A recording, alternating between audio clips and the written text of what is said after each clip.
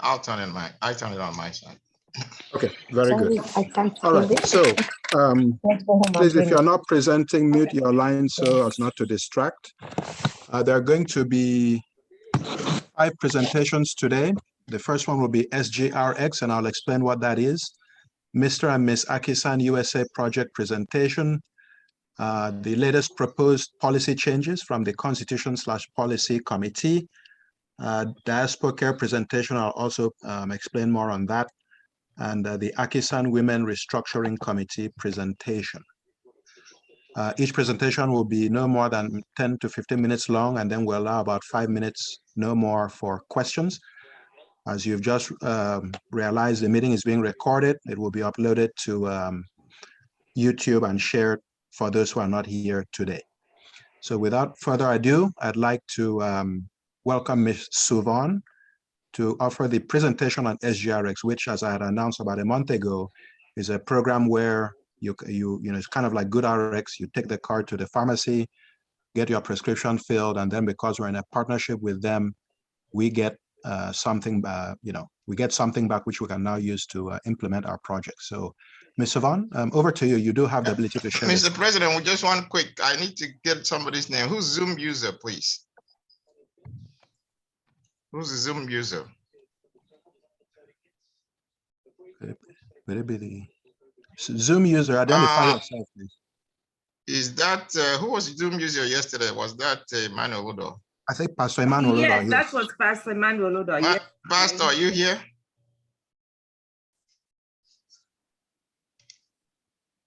We can't talk. Maybe it's not him. Well, we need to make sure who's joining. So Right. Mute the line, I guess, for now. Well, he's not muted, so okay, all right. I'll get him. Okay. We don't know who that is. My double check who it is. So okay. Okay. Sorry about that. Go ahead. It's okay. So Suvan, please go ahead, and you do have ability to share your screen. Okay, thank you. We'll start off. I'll share this, and this is the actual online portal. So your group is already all set with the program. It's up and running and active. We do have some cards coming your way, so you have some hard copy cards as well. And this is actually the online portal that all members can use. And you see that it's already private labeled with your logo. We have the website that has been shared with the president to share with all of you guys. And, private labeled, it ends in AKISAN. And then we have a welcome message for you guys. So these green call out buttons are where you can access the information that you need. We do have the card online here, so you can download it from the portal. You know, like I said, we do have hard copies, but you can access it here on the portal and use it directly from your smartphone, or you can print it out if need be. So this is what you would take to the pharmacy when you go to purchase your prescription. And you see it has the BIN, PCN number, and the group number is private labeled for your group, AKISAN. And you would only have to provide your phone number when you go to make your purchase. And then we have the logos here for all the major chains that are included in our network. And there's also more, you know, smaller locations. We just tried to highlight the major spots so people know that they'll be able to utilize this card at most of the frequently used pharmacies. And this is the back of the card that has all of the contact information where you can access our customer service office 24/7. We do also have a patient assistance program included with this. So if you have you know, any questions with your medication and things like that, that is included. So you can you know, call the number and access our agents to assist with that. And then also on the portal is an FAQ where we have all of the frequently asked questions about the program, the card, how everything works. So that is right there to download. Another important piece is the drug pricing. So you can actually go on the portal, price your drugs ahead of time, locate pharmacies before going out so that you know where you should go to receive the lowest cost you know, when you order your prescription. So I'm going to do a quick demo here. We're going to do Lipitor. Sorry. This is a cholesterol drug just for demo purposes. Once you put your drug in, then from here you would go in and put all of your prescription details. We'll do 1 daily dosage for 30 days. And then we'll continue on to put in the zip code. So this is where you would put in your starting location. I'm going to put in our headquarters for demo purposes. And you see the mileage over here. You can put as far out as you'd like. So we're just going to stick with 5 miles, but you can search out as far from your location as you would like. Okay. So from here, the pharmacies pop up, and these are all the pharmacies within 5 miles that are in our network. And we're going to select a couple to get some different pricing options. And just to notate here, you can select as many pharmacies as you like at one time. So you don't have to do each pharmacy one by one. You can get the pricing all at once to save time. I'm going to find a Kroger just to give us a variety of locations here. And they pop up on the favorite pharmacies list. And then you'll continue on to your prescription cost. So we're just going to wait for this to load. And then here is your pricing. So you see that the generic cost here is what the member would pay out of pocket. So this is the original cost here. And then this generic cost is what you would save.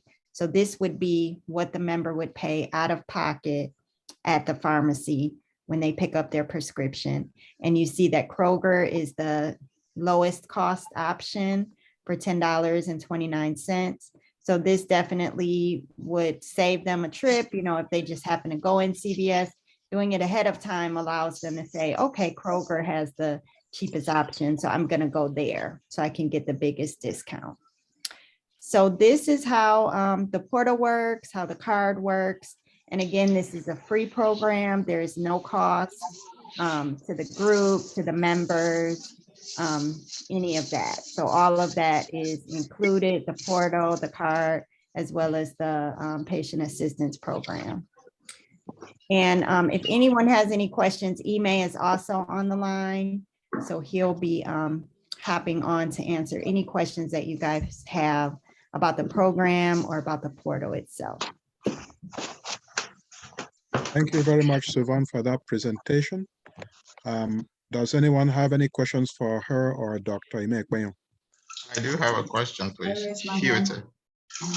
Oh, yeah, okay. So after Mr. Hewitt, yeah, you go. Sorry, I did not see your hand. Sorry. Okay. Okay, I was going to speak a question for you. Okay. But anyway, I was curious. I know you only demonstrated here locally, but one of the draws of this program was to be able to pay for prescription for those in Nigeria. Can you show how that would work in Nigeria? Because here you're picking up a zip code or a particular location. How would that work for Nigeria? That is DiaspoCare. It's a different program. Oh, okay. I'm sorry. Okay. I'm so getting them mixed up. our network, and then just to use that as an option to share our network capabilities. We're nationwide, and we have locations, you know, anywhere in the United States. So we wouldn't be, you know, covering Nigeria, but as far as here in the US, you can use this card anywhere because we have a nationwide network. Okay. Thank you. All right, Mrs. Iyai. Hi, and thank you, Siobhan, for the presentation. I have 2 questions. One, would this program be used in tandem with a patient's current insurance? Hello, good afternoon, everybody. Madam, good afternoon. Good morning, actually, from a different part of the world. Yeah. Can you guys hear me? Yes. I can, yeah. So great question. It cannot be used in addition to your insurance, but it can be used instead of. So the example that Siobhan gave, generic Lipitor, for example, that costs less than $10 in most stores, but your insurance may require you to pay $15. So you can use this instead of your insurance. Okay, so in other words, if I'm hearing you correctly, it did not, if someone could, Okay. I think the noise is coming from, yeah, thank you. I muted it. Okay. Thank you. So And if I'm if sorry, I'm gonna have to hop off. I didn't want to hop off and be rude. So thank you, you guys Siobhan. so Go much ahead. for the opportunity. All Yeah, right. thank you very much for bye-bye. calling in too. Thank you. so much. Thank you, Siobhan. All right. Thank you. Bye-bye. So the use case then would be that an individual would need to first check on the insurance, using the insurance and then compare that to the price of this SGRX, and then figure out which one is the best option, then go with that option. Is that what I'm hearing, Dr. Mail? Yes, ma'am, exactly. There are two targets. There's one group called we call underinsured, meaning you have insurance, right? But sometimes you have high deductible, you have high copay, and something like this is cheaper for you. And then the second group is uninsured, where you have nothing, right? So you're gonna pay cash anyway.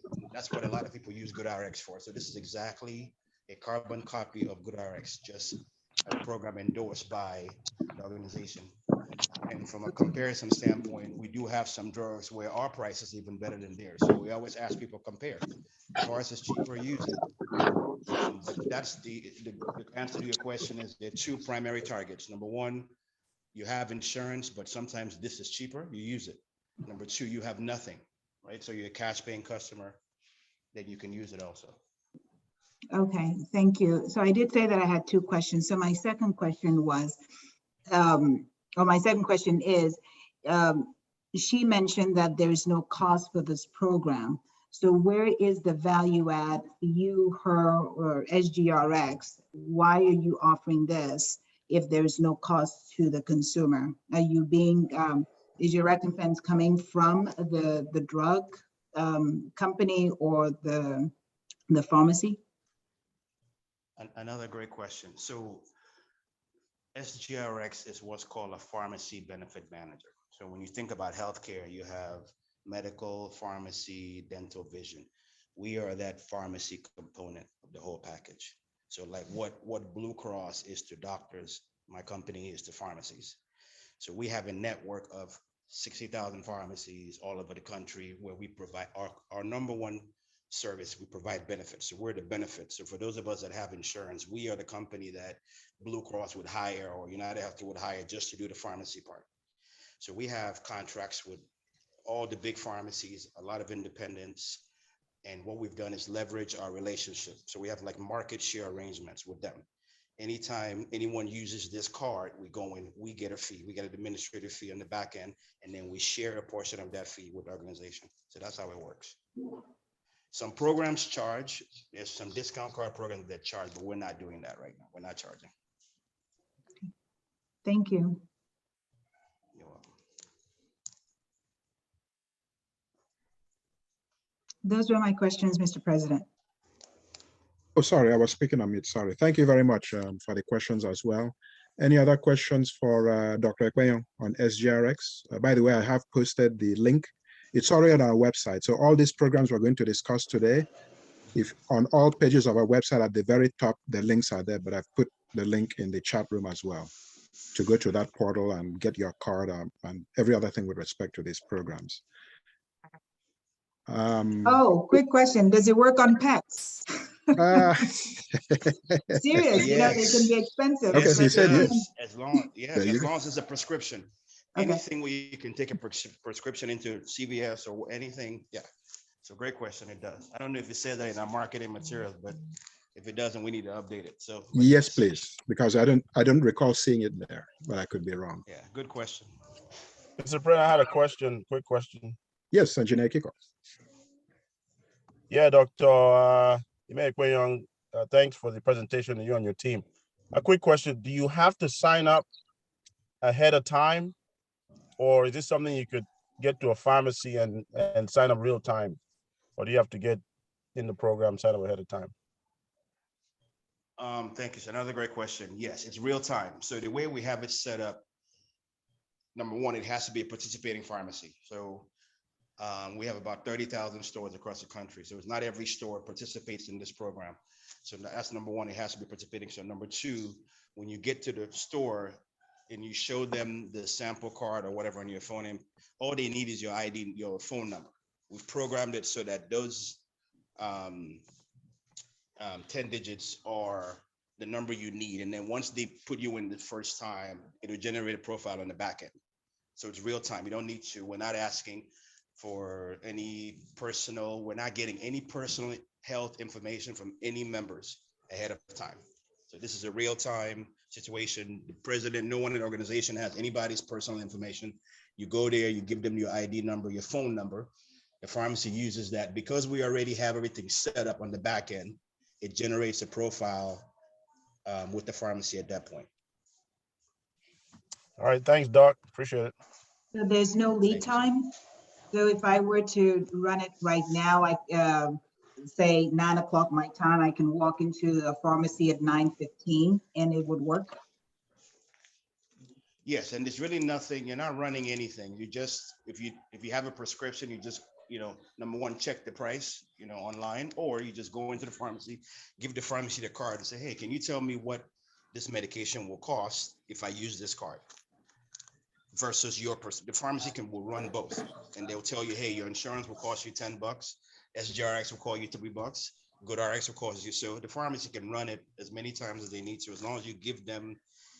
So on the card that Siobhan showed, there's what's called a BIN and PCN number. On the back of that card, you'll see and the most important thing is AKISAN.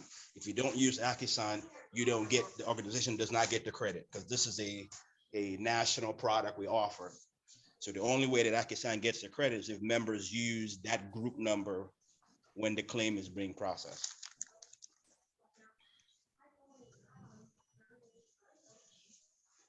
Okay. AI, did he answer your question? Yeah, somewhat. I just wanted to find out if like some insurances, once you sign up, you have to wait 30 days before you can take benefits of the insurance. And I just wanted to figure out if that applied here or not. Yeah, that doesn't apply here because it doesn't apply here because there's no traditional, this is not insurance. So this is definitely not insurance. It's a discount program, but we call it prescription savings program. Yeah, it's not insurance. So there's no, as long as the organization, you're using the organization's information, and we have organization has everything is set up on the back end, you can just walk in and anybody in the organization or affiliated with the organization can use the card as long as they have the details. Thank you. Very good. All right. So once again, that was a presentation on SGRX. I've put the link in the chat room. It's also on our website. You can go to the portal. The link is on the page there, and then print out your card. All right. Dr. Ekpe, thank you very much for the presentation. And I look forward to speaking to you again soon. Thank you, Mr. President. All right. Thank you. All right. So we're now going to go to the next presentation, which is the Diaspora Care. Mr. Mike Garcia, are you on?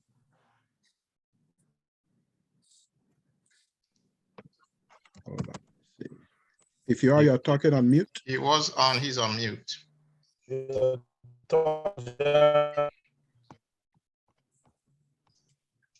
Okay, I'm going to. Attorney Mike, you're on mute, Attorney Mike. Can you unmute yourself? If not, we'll go to the next one and then he'll go after that. And I'll call him. Give me a few minutes. I'm trying to, actually, I'm going to change platform so I can use it. So give me 2 minutes and then I can be on. Okay. Please. Okay, so you want us to wait for you or go to the next one and come back to you? Yeah, actually go to the next one and then come back to me. Okay, very good. So the next one will be the Mr. and Miss AKISAN USA project presentation. Is the youth president or Mr. or Ms. AKISAN on the call? Mercy, John, Udema, either of you on the call? Hello, everyone. I'm on the call. John wasn't able to make it today. He had a wedding to attend. Okay. So you're going to present for us? I was under the impression that Ms. Udeme was going to be presenting, but Okay. I'm not sure if she's on the call. I don't think so. Let me see if I can get a hold of her. While we're waiting for that, we will go to the next presentation. Oh, Mr. Mickelson, are you ready now?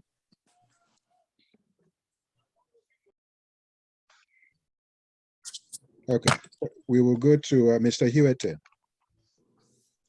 Latest policy changes from the Constitution/Policy Committee. Okay, well, okay, thank you, Mr. President.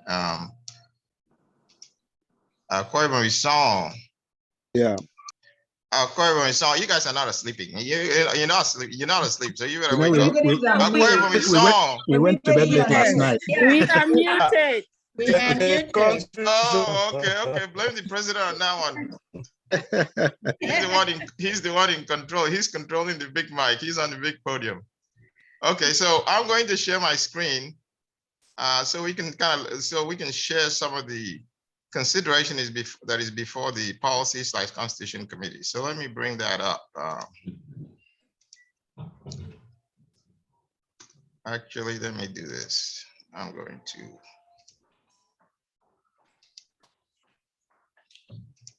What happened? Let's try this technology again. Sharing my screen. Try this again. Okay, can you see my screen? Yes. Okay. Yes, I Okay, can. wonderful. So we want to just talk through in terms of what the Policy and Constitution Committee is working on and some of the proposals that is coming down to be approved by Council. And actually, I feel very good about some of the things that we're doing, trying to show up AKISAN intensive risk plan. The area that we'll cover today is really in this yellow box right here, Office of Legal Counsel, Internal Audit, and then what we're doing in terms of insurance program that will help mitigate some of the risks that we faced that has kind of come about within the last 2 years. So we'll be basically concentrating on these things that have to do with this box here. So what we divided up into 5 different components of what the Constitution Committee was going to work on for the 21-22 dispensation period. And they fall in within risk management plan, code of conduct, conflict of interest and ethics, strengthening the board of trustees, updating our finance manual to be in line with the changes that we had already made or that we'll be making. And then just one minor administrative thing was changing the AKISAN Joint National Council to just dropping the word joint, because there used to be a time that we had just the National Council. The National Council did not include the board. But once we made the constitutional change, the board is part and parcel of the National Council.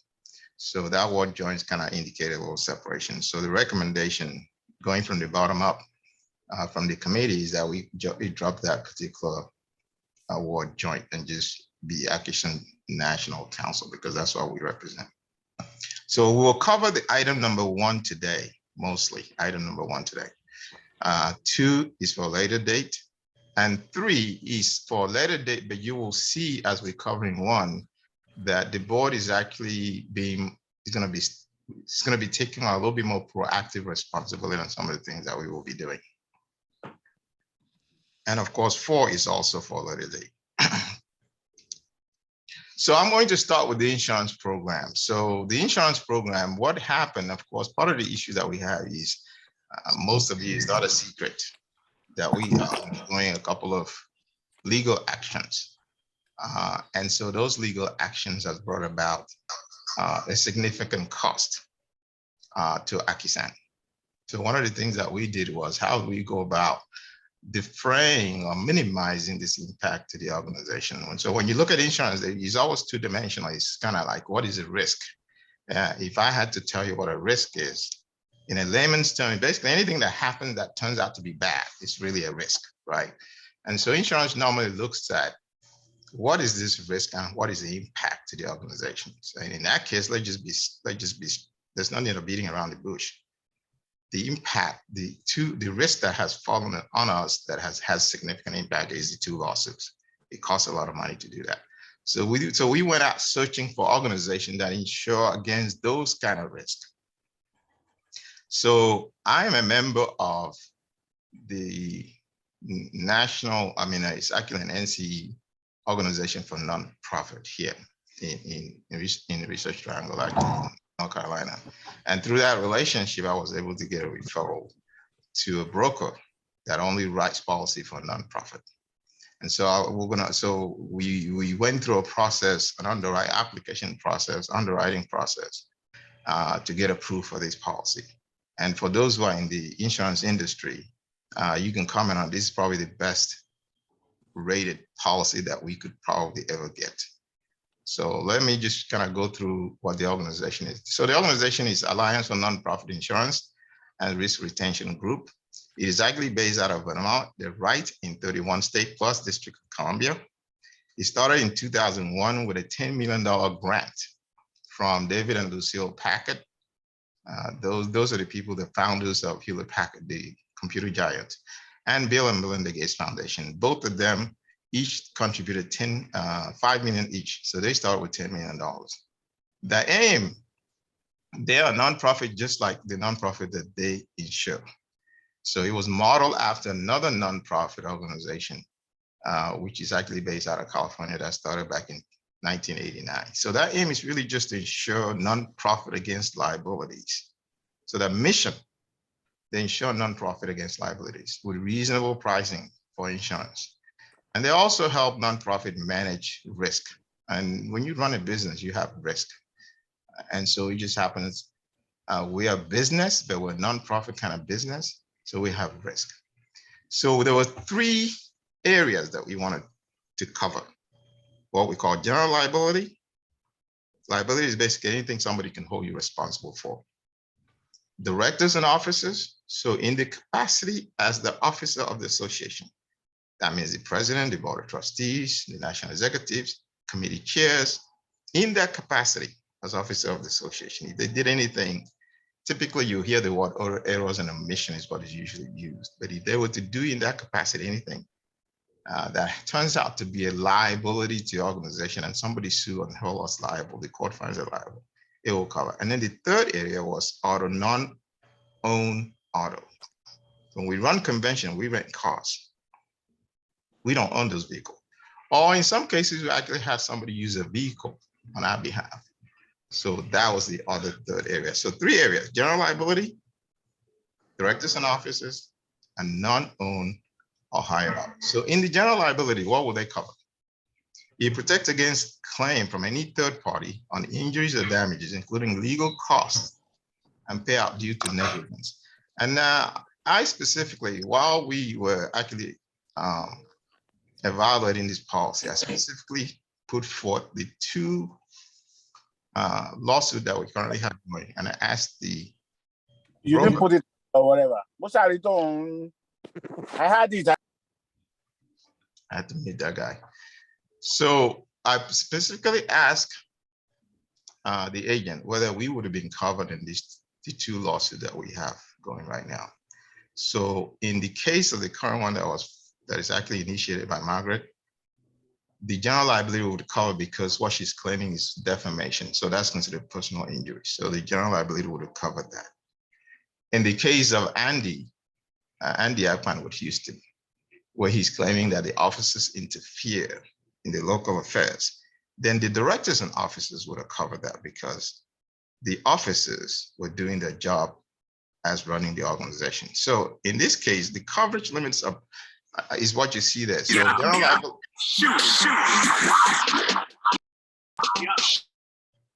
If somebody is here and they're being disturbed, please, Kiko or Mr. President, go ahead. No, he's muted. He's muted. Okay. So the general liability will cover personal injuries, damages, property damages, and you can see what the coverage limit, the aggregate coverage limit, aggregate meaning the total they can do for 1 year is 2 million. For any one incident is 1 million. Personal injury, the max is 1 million. Rented premises, we went to the Sheraton and we decided to do a lot of damage. It's 500,000. We will not be doing that. And then there's a little bit amount for medical expenses. It's not designed to overtake your health insurance. Your health insurance will basically take precedent. This is mostly designed for like first responder type situation. Usually that's what it is. So we have a coverage limit of up to 2 million on the general liability side. On the directors and officers, which again, I've said it covers things like settlements, judgments, lawsuits, wrongful acts brought by third party. Classic case, what is going on with the Houston case? It would have covered us up to 1 million. Now, one of the things I will tell you that is really wonderful about insurance is not so much sometimes the coverage, is the fact that you can pick up the phone and call somebody else and they take over the matter. Yeah, so, and then they actually take the lead in disposing the matter. I think I shared with the committee members that for many years, I didn't have any health issues. And then when my first son was born, we had a significant health cost. And I remember getting all these bills from different people and I was really upset. So I picked up my phone and called my the insurance carrier at the time. And the lady on the phone says, Mr. T, don't worry about it. Just send us whatever, we'll take care of it. Wouldn't it be so nice for you to pick up a phone and call somebody and they tell you, don't worry about it, we're going to take care of everything. So that's really the peace of mind that you get is they have the expertise, they have the resources, and then they can also take over that thing and kind of lead those kind of situations. And then of course, the last portion has to do with just liability on our auto. Liability, again, this has to do with something that someone will hold you responsible and they will take care of that above and beyond what your auto would cover. This is not property damage, this is liability damage. So I'm going to stop for a minute. I want, if anybody have a question before we go on to the next slide, because the insurance is a little different. So any questions on this topic before we move on?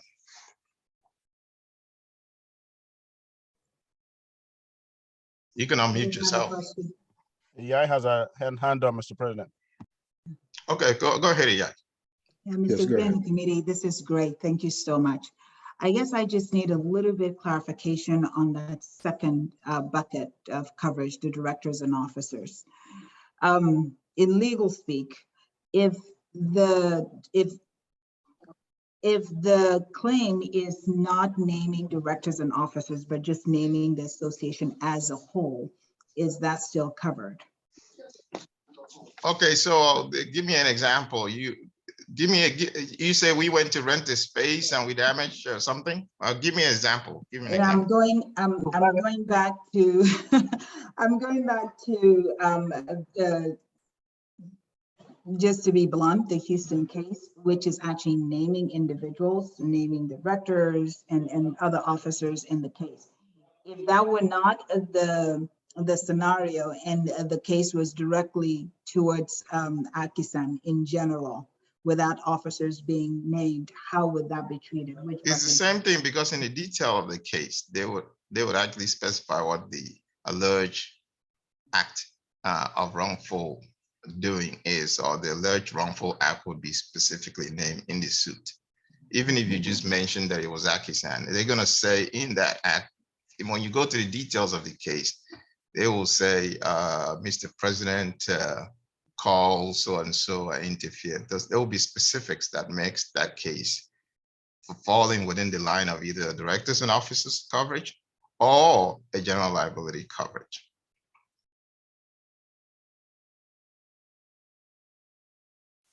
Make sense? Yes, sorry, I was on mute. Yes, thank you. Okay. Any other question before we move on from insurance? Yes, I do have a question. This is MM.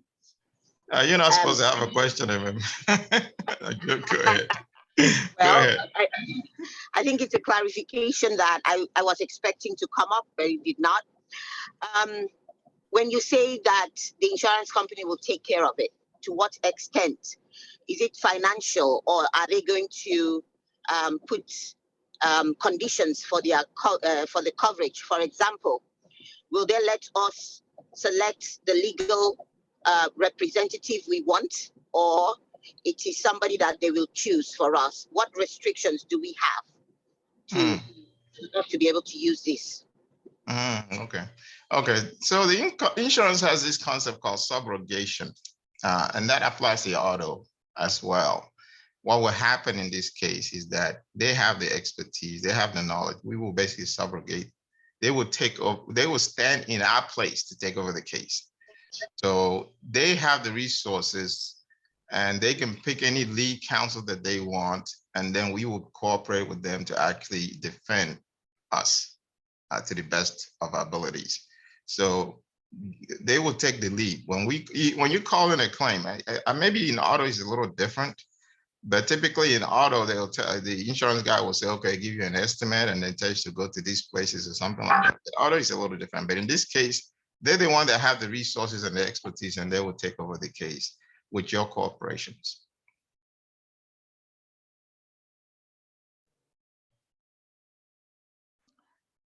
So does this policy cover That clarifies. Thank national, you. or is it all the chapters?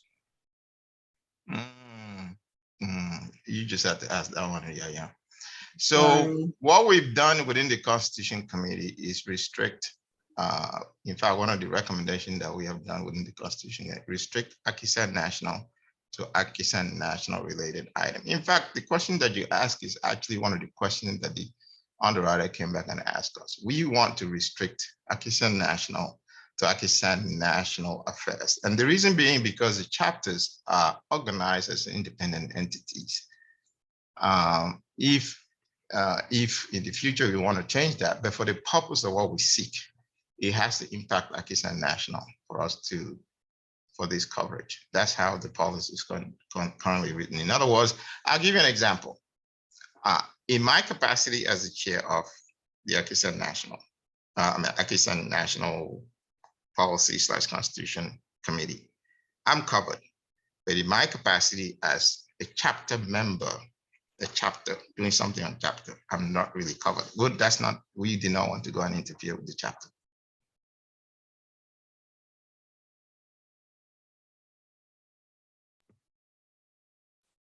All right, I had a question, Honorable Hugh. Yes. Hey, thanks for the presentation, and kudos to you and the committee to continue to drive this association forward. This is a direct response to real challenges with the association. Not a question, really some comments, feedback to the team. You know, we do have some insurance experts within the association. I'm looking at, Dr. Akwa, I'm looking at people like Imoy Song, and there may be others to please help scrutinize, review this, and let us know if this is a great program. You know, on the surface, it looks great, but I'm not an expert in insurance.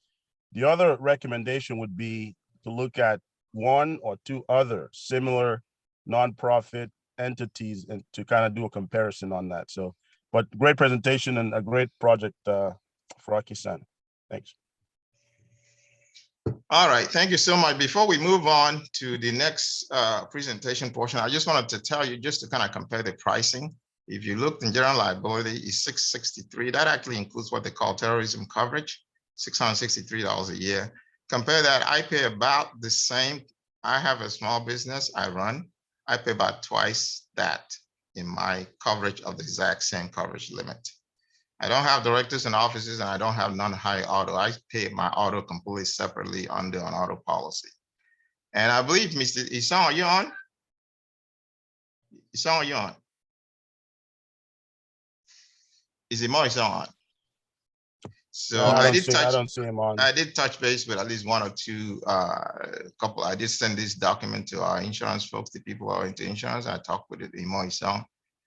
He was actually trying to see how he can sign up himself in the program. So, so in other anyway, words, you're selling on the side. well, he was actually trying to see how he can sign up. I told him, unfortunately, he's not a non-profit, so he can't qualify. So they only cover non-profits. So this policy was designed to bring non-profit. Right now, they have about 17,000 nonprofit members that takes advantage of this insurance. So it's designed to pull nonprofits together to insure each other. That's what the concept is.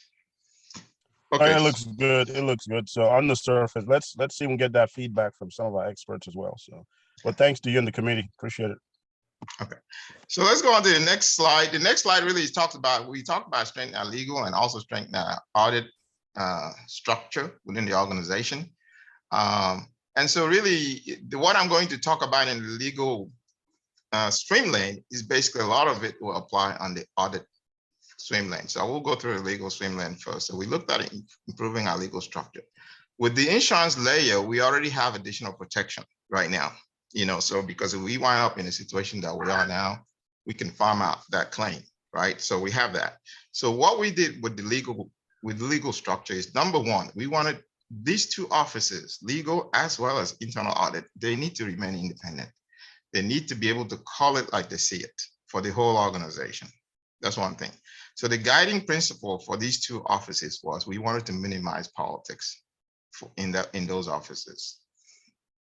For legal, we wanted to basically look past trying to restrict what anyone can do. If you go back and read our Constitution, you see a bunch of things that says you can't do this, you must file a grievance before you go to court. We have all these things that are in there that if you follow, it works really well. But we are Ibomites. If you tell me I can't do something, I'm going to figure out a way to do it. So we had to look past trying to restrict what someone would do. And then the other thing we did as part of that insurance that we have layered on top of legal support is we wanted to structure in such a way that no matter where the negativity comes from, no matter what the impact comes from, it can be like just a scratch on the back, not a major impact or dent. So the Office of the Legal Counsel is designed to provide advice and counsel. Can you mute that individual for me, please? The Office of Legal Counsel is designed to provide advice and counsel on all legal matters to the association. We want to restrict it to matters involving AKISAN National, not individual chapters. This office will be led by the Legal Counsel. The office will be accountable to the whole organization, but will report to the National Council. That individual can be, and when I say the office, that you'll see that we have actually made it, there's going to be like two people in the office. So we're calling the Office of Legal Counsel. So this individual within the office can be removed by the National Council or by the convention. The convention has the superior authority in anything concerning AKISAN. So they can be removed by the National Council, but it's going to take a 2/3 majority vote to do that. The qualification criteria is that the individual needs to be the lead. There's going to be two people. The lead needs to be a member of a chapter. And because of diversity, you'll see we also want to be able to look outwards and bring other people in. So there may be, the second role doesn't really have to be someone who's a member, but the lead has to be a member of the chapter. Must be a practicing attorney licensed in any one of the 50 states, must be an active member of the bar. The selection process is that the board will vet this individual, and then the board will present it to the National Council for confirmation. So right now, the president brings that forward. So we have now moved that role of selecting and vetting to the Board of Trustees. And then they will bring it forward to the National Council for confirmation.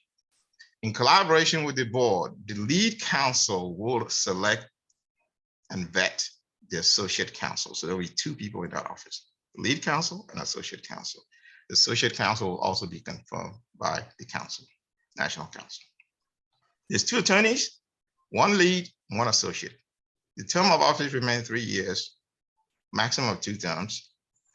The timing will be the first National Council meeting post-convention after the officers have been sworn in. We could also be confirmed through an emergency meeting. So if there's a reason to call an emergency meeting through the Constitution, the president has the ability to do that. There's also the ability for the speaker to do that depending on what the situation is. But in this case, the president has the ability to call, if it so demands, emergency meeting to fill that role. In case of a resignation or incapacity or death, the person, that role will be replaced in the same process that it was initially filled. This office will be limited in that if you're an officer in this office, then you cannot really compete for other national office. If you decide that you want to do that, then you would have to resign. We already talked about how we engage outside counsel, which was through insurance. So when it involves outside counsel, it will be through insurance, and the insurance will basically decide how to lead that particular case, and in cooperation or in collaboration if they need to with an internal counsel. So that's really the main decision point that we have made about the legal counsel. Let me go and cover internal audit as well, because they're very similar before we go to questions. So the auditor will audit all the accounts of the association, provide both interim and final reports, and that auditor will provide a report to all the leadership of the 3 branches: Counsel, Chapter, President, Board of Trustees, and National Executive. It restricted to matters involving AKISAN National. They will stand ready to present either the National Council or the convention, or really when called upon to do so by any of those branches. They're accountable to the whole organization, but they will report to the National Council. Again, they can be removed by a National Council or the convention by a 2/3 majority vote. Lead role is restricted to chapter members. The specifics, that means the criteria for this individual, will be defined in the finance manual. So within the finance manual, which we have, we will put a little bit more details about the qualification. And I just kind of put this as an example. We'll deliberate and maybe seek some guidance from those who may have a little bit more expertise, and then we could refine. Example, a college graduate of finance or accounting having at least 5 years of professional experience in a real work environment that can also be applied to accounting needs of organizations like us. Selection process, again, the board will select, vet, and present to the National Council for approval or confirmation.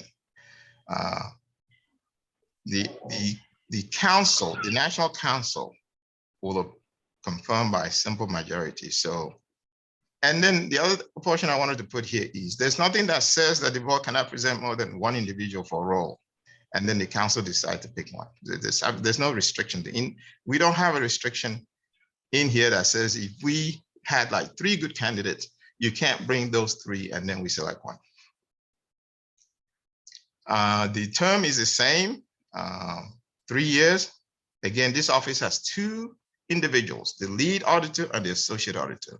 And you see my note on the right-hand side that indicates that one of the things that we've been trying to do in AKISAN is to groom people that are going to take over leadership.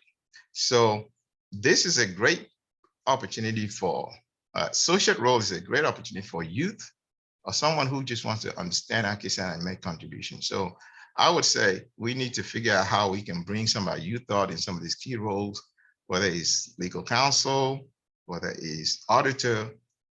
That's an opportunity.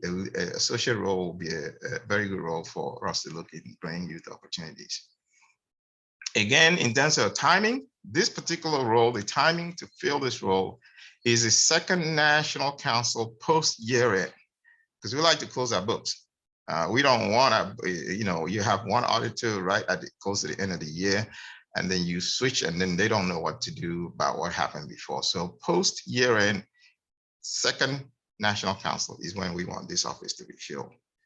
Their role will be, if in case of resignation, incapacity, or death, the individual in that office will be replaced in the same manner that they were elected in the first place.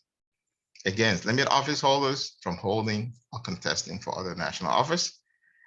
External auditor will be engaged through a contractual arrangement. So where we are doing external audit, there will be a contractual arrangement for that. So we just need to make sure we select someone who's neutral and who's certified to work in such, in those kind of work, like auditing work. So these 2 offices, there's a note there in the right-hand side, will be removed under the domain of the electoral committee. They will not be elected. It's not an elected office. It's select, vet, and confirm office. We want to minimize politics.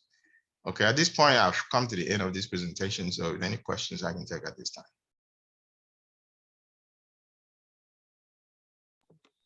Mr. President, Yai has a hand up. Okay, yeah, Yeah, it has finished our quota for questions for today. I bow, I agree. So I will. Go ahead, no wahala, go ahead. Okay, so maybe not a question, how's that? Go ahead, no. But more of something to consider within the role of the legal counsel, given that there's several areas of specialization within legal specialization. Would you consider the lead and anybody serving in that capacity to actually have a background in nonprofit? Because there are some lawyers who do have a background in nonprofit so they can better serve us. Is that the comment or question? That's the both. Yeah. Just yeah, so that's would you put that as the consideration? No, we do not want to restrict it. So really, this is where the board comes in and do that selection and vetting. So we're trying to get the best candidate, the best person for the job. Through that selection and vetting process, there should be a match as to this individual is going to be good for AKISAN, and that's who we want to go with. Even if they don't have a nonprofit background, but they have the experience, they have the interest to serve, and they're going to be available. And then there's nothing that restricts them from reaching out to any other attorney. So this office they can reach out to anybody. They can reach out to anybody within that network to get counsel that they can use to bring forth to the organization.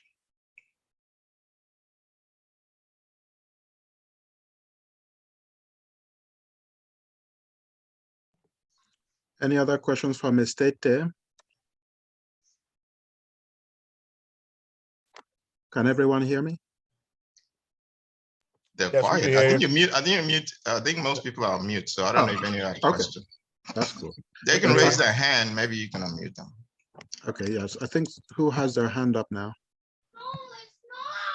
Was that AI? I don't know. Lady Nkoyo, did you have a question? Anybody? The hand is down again. No, I didn't have any question. All right. Well, let's mute the... Mr. President, I'll say if anybody's having issues on muting, they could put it in the chat as well, and we'll try to work that. That's right. Yeah, so you can put it in the chat room. Between myself, Mr. Hugh, and Engineer Kiko will be monitoring.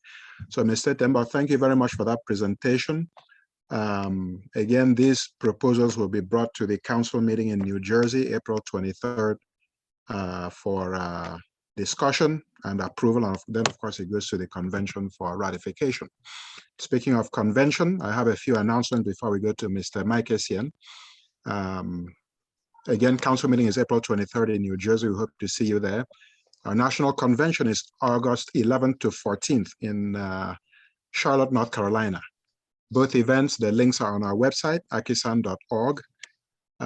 Make sure you register in particular by or before June 15. After June 15, between then and July 15, the prices will go up a little bit. And then after July 15, we're going to stop. This will allow us to plan properly so that we don't have the issues we've been experiencing over the years. So for example, if you're a registered member of a chapter, or by the way, all the price list information is on the website, but if you were a registered member, you pay by June 15, you're paying $90. If you pay from June 16 to July 15, you're paying $100. And then if you come to the gate, you'll be paying $150. We're trying to put everything, online, or you can pay through your chapter. That way, again, we're able to plan. Everything is transparent, and it helps us with the accounting.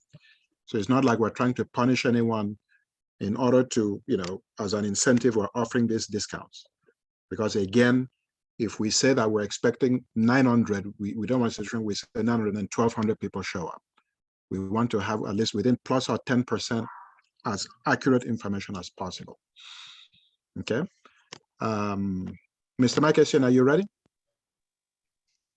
Yes, I am. All right. So he is going to talk about DiaspoCare. And by the way, the links for DiaspoCare, SGRX that was presented earlier, life insurance, and the Krispy Kreme program, they're all on every page of our website. Mr. Essien will go into more detail, but in summary, DiaspoCare allows you to use the app that he'll describe to order prescriptions for people in Nigeria, and they'll be able to go pick it up. You pay for it here. So, Mr. Essien, over to you. Yeah. But I can share screen me with a little bit of a presentation. So, and Yes. then we can talk through that. Hope you'll be quick. You have presenting rights. Yeah, okay. But can you see my screen? Yes. Yes. Okay. So hopefully I can make that a full screen and everybody. Okay. So basically, Diaspora Care, if you were to split the name between the diaspora and the care, is a diaspora caring for our people at home.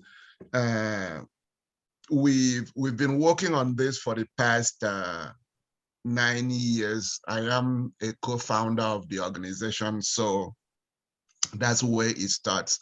The other part about it is that I came to the last convention, we talked about it to some people, how many people were able to, how many people here saw that or heard about it. But we've brought this program on in a nutshell, as the president has said, that care, we're answering the last mile between what your money does when you send money home to the value that you bring to your family and my family too. I take as an instance, I can make me need a medical medication. Instead of me sending my mother or my brother $50, now I get everybody to go $5. I just pay for the medicine by $5 straight up. And then I can send my mother $50 to take care of herself later.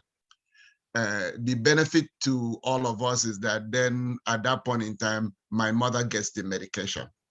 Instead of then you can pass the money, some other emergency happens and you take care of another emergency and you may or may not get the medicine. Or instead of buying a full dose, you buy half of it because the cost in Naira is too much.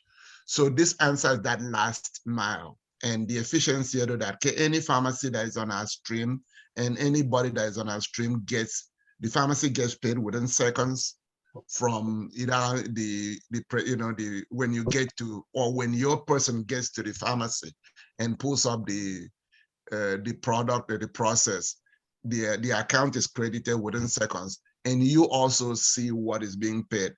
The other aspect of it is also that you get to know what your family is being taken for a few days, so that you get a mini medical records of what is going on. You know that the last time you paid for amoxicillin, today you paid for whatever.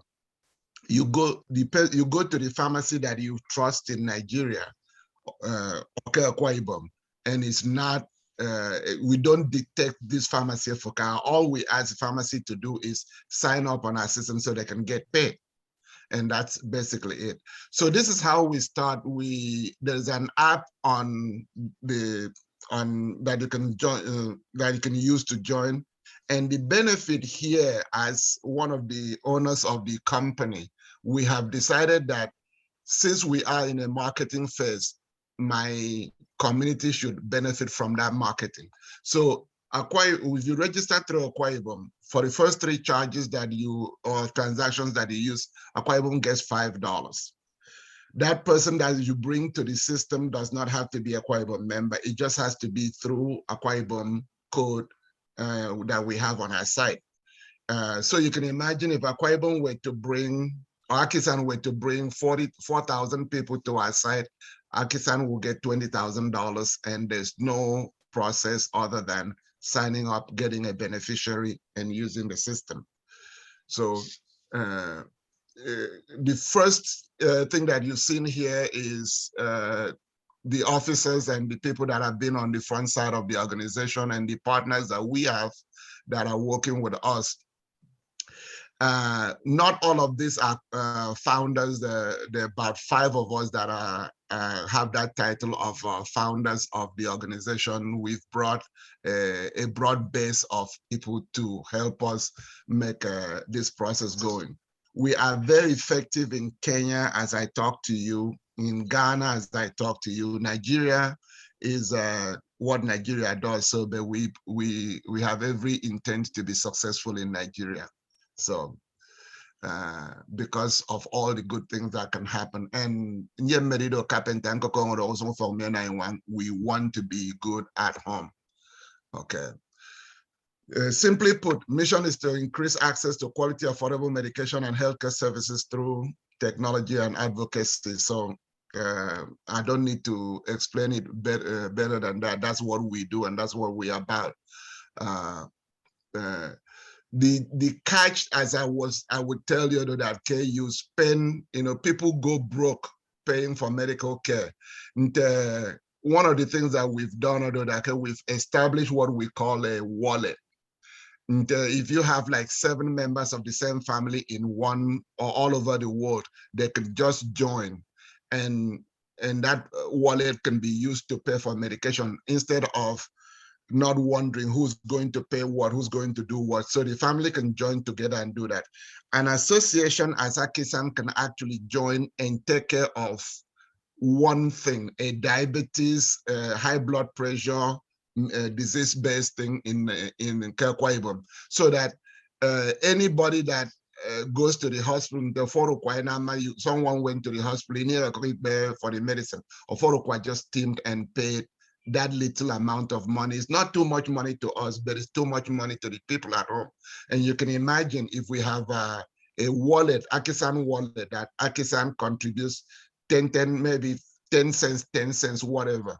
At the end of the day, maybe AKISAN can team about and pay for people that have high blood pressure in Nigeria without problem. So that is one of the things that we do. So you can take that instance and build through what we call a community wallet on Diaspora Care. The other part of it is that the challenge that we typically have when you do not know what happens is taken away. You don't have to use Western Union and pay $10, or even send Wave and pay $5 to send whatever amount of money, and then take that money and go to the bank, and all those things are taken care of. We just make this process smooth, straight, straight line for anybody that is in front of us, just to do the service that they need.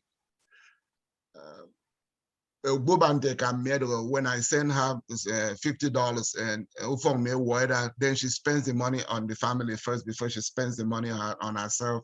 This takes care of that, and we want a system, at least for medicine at this time, that you take care of what needs to be taken care of for your family, and get the peace of mind that anybody that is on a system is a registered pharmacy, has an agreement that they'll only use good and genuine medication and nothing untowards to it. So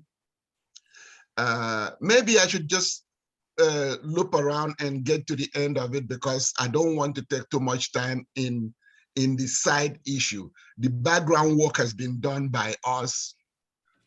If you sign in as a supporter, Pharmacy Kingdom, we have an agreement now with 6,000 pharmacists in Nigeria.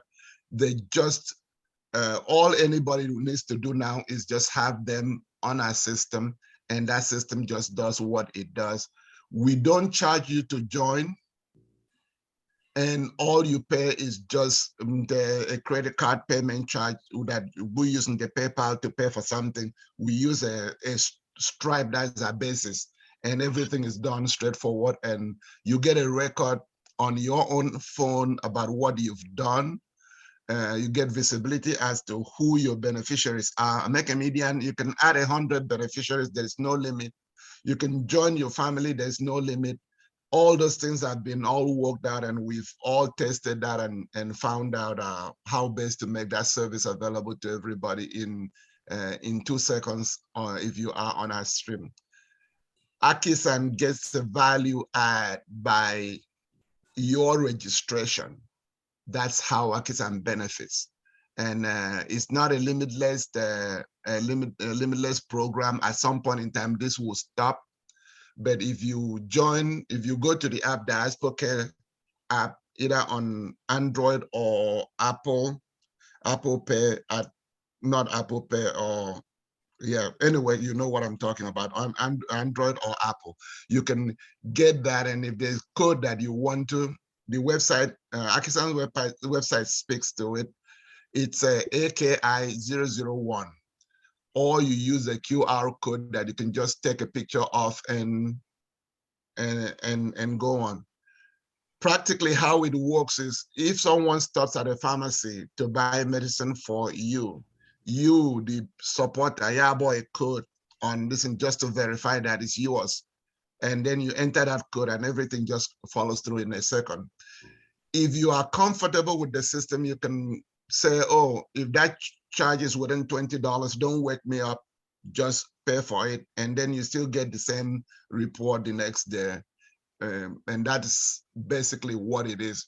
So process-wise, you get notified when there's a need when there's a medical need.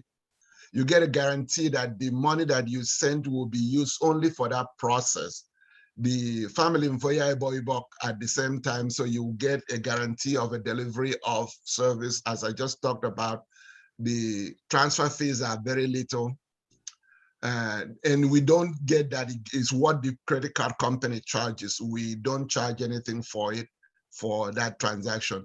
And then it's a micro payment. You just pay for what you need. And of course, you can establish a family wallet to help all your families can chip in and do the same thing. Or can help pay instead of on the other time, everybody can stay in the same system. The community can do the same thing. An organization can do the same thing. We have no limitation as to that. We've created the wallets to allow you to do that. As of course I've talked about, okay, we only work with licensed pharmacists, and the peace of mind that you can get and automatically managing and prescription refills. We can work on the refills so that we can remind you when there's a refill. Then when you get diabetes, can then stay on our system and then get that going as appropriate. We can then send that reminder to you. Really, really, truly, we can even help make that medicine be delivered to the person if you need that service, but of course there may be a charge to that. So basically, you pay what you pay the credit card companies for a transaction, 2.3% generally now, and 0.3 cents or 30 cents per transaction. AKISAN gets $5 for each supporter signing up a beneficiary redeemable after the first 3 transactions. And we can manage and refills and renewals. So some of our partners, we partner with EcoBank, Paystack, Cellulant, Equity. They are right now we have like 30 other partners that are technology people that are helping us or that we are working with on this platform. So there we go. If you go to the website, you can download on Android or Apple. And of course, you can call me anytime. This is my business. So my benefit to all of us, although that I want to share this before we roll over to something. I see a lot of hands up and I wanted to rush through that so we can answer the questions. I think these links are all available on our website. So time for questions. I'm going to shut off the presentation so I can answer questions. Thank you very much, Ms. Stacy. And yes, so all those things, like I said, if you go to akisan.org, one of the things at the top is Diaspora Care. You click the links to the app, the QR code, everything is on there. 4 people have their hands up, and I'm going to read them in order. Madam Diana Fia, I'm just by the name here, Emu took iPhone, Dr. Kaite Roberts, and Engineer Kiko. So Madam Diana Fia, you first. Thank you, my president. Good morning, everyone. Attorney Mike, awesome presentation.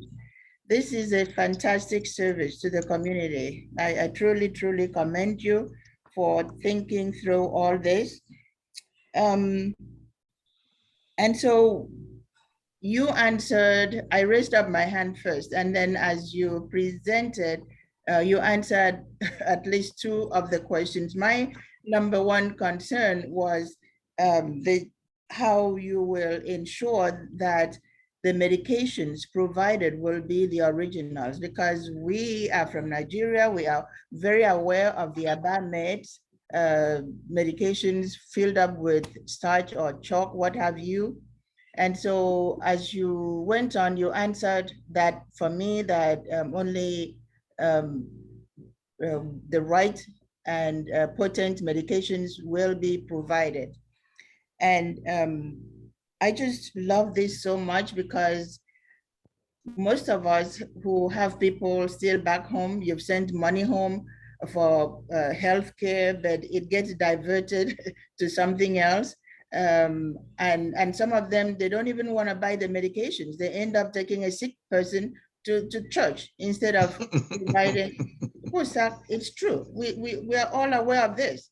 And so the person dies sitting in church instead of taking the needed medication. So I am I'm happy to see what you're doing. My only other concern was going to be, like you said, it's your personal business. I was going to ask how this will benefit AKISAN, what the value added is. And then you also answered that. So thank you for being thorough. I just, the only thing, there were things you mentioned that I wasn't quite sure. Let's say somebody, you sign up and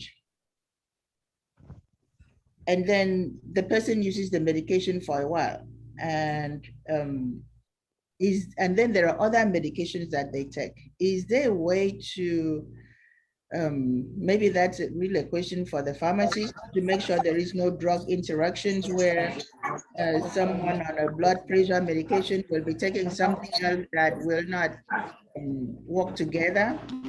And is that a way to manage that system as well in your service? I like to say yes, because one of the things that we have in the background is what we call an MTM process, a medication treatment management protocol. You know, sometimes you get into too many details and you spend too much time. But in the back of it, CVS, you know, nothing a package that says this drug has this kind of interactions. Most of the people on our system will ultimately get access to that service that they can print in on your medication, or even to you can get access to it once you use that with your family. So that for Canada, I work at take some medicine for whatever, and the other one, the cross interactions that will happen. That is in the background of what services we provide. So yes, we are seeing a need for that, and that service is available, and I don't think there's an extra cost to anybody for that service. It's just similar to now when you go to CVS or Walgreens here. Yes, we have access and lineage to that process. We're working with the Association of Community Pharmacists of Nigeria and the Nigerian Pharmacists Association to make sure the service is provided to everybody, not just members of Diaspora Care. Thank you so very much. One thing you've added to while answering my question is that printed information about the medication, because to my horror, I was told that some doctors in Nigeria, they will give a patient a packet of medications without even writing the name or what dose it is, and just tell them to take it one day here, what have you. And so having the printed information will really help for them to know what type of medications they are on. Thank you. And I pray this will really work out well. It's a service we can all use for our loved ones back home. Awesome presentation. Thank you. Thank you. Thank you very much. Emotuk is next. Could you identify yourself, please? Hi, yes. Good afternoon, everybody. This is Margaret here from Maryland. Yes. And, yeah, thank you for the awesome presentation. The question that I do have partly actually was addressed by the first questionnaire. My question following up is, what are the logistics, pardon me if this was previously discussed, but what are the logistics of delivery when it gets to Nigeria? For instance, somebody orders the medication. Is this delivered to the door? Is the family called to pick up? What are the logistics? How is that planned out? Okay, actually, the process is just a tad bit different. We do not at this time change the pharmacy that you use. You go to your regular pharmacy that you trust. The only thing is that a pharmacist cannot get on our system if that pharmacist does not there's no registered pharmacist on that system, and the person does not accept that they will only provide genuine medication to the person that will show up at the door to pick up a medication. So when that is in place, your person will only go to a pharmacy that they trust. That pharmacy, that process then takes in and takes off after you go to the one that you trust. We do not decide who your pharmacist is because truly right now we're not in the medicine delivery business. We are in making sure that that last mile is taken care of. Have I answered your question? Yes. So if I'm clear, you're saying that assuming that I'm sending medication to somebody back home, let's say in Akwa Ibom, for instance, so I would register, pay for it, then I would have to contact my person to go pick it up. I'm trying to understand the end part of that. What would I expect? What am I expected to do to ensure that that medication gets to my person? All right. So the answer is if you use, let me pick a pharmacy that is in Uyo, Amela pharmacy that is in Wangiba Road that I have used for my mother. Okay. That is the pharmacy you use. We do not, you don't actually buy the medicine from here to send. You just sign up on our platform. The Amela pharmacy is on our platform. Because we are a double-sided platform, what you do on this side is just pay for the medication. Amela Pharmacy delivers the right medication to your brother, your sister, your mother, your beneficiary at home. Anybody that you are supporting, that person gets the medication from your pharmacy of choice at home. The obligation that a pharmacy that joins our system has is that in concert with that person signing up directly with us, that declaration. The other part is that the Association of Community Pharmacists in Nigeria assures us that everybody on that system is going to use the authorized medicine. The Nigerian Pharmaceutical Association assures us that they will use that medication. It's almost like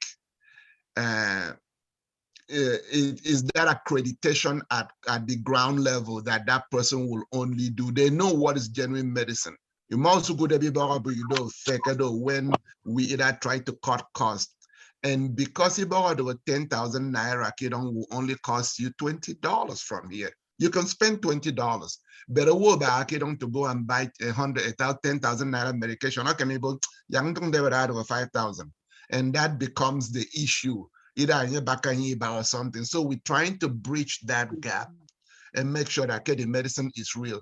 We do not buy medicine here and send to Nigeria, and that would be a different process altogether. And we don't want that process because it is the logistics is way out of a free range that we can do. So Mbora, if I've not answered your question, I am absolutely very eager to talk to you at a granular detail about it. And my phone number, but anybody can reach me if you want to.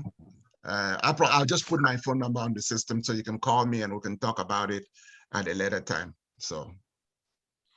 And Dr. Mazi here. But Dr. Mazi, hold on. There are two people before you, so or three. Okay, let me know. Yeah, you'll be number 4. So Dr. Kaite Roberts, Engineer Kiko, Madam Usorano, then Dr. Mazi. So Dr. Kaite Roberts, you're next. Okay, Israel will be after Dr. Mazi. Dr. Roberts. Yes. Oh, thank you so much, Mr. Mike. Thank you so much for that awesome presentation.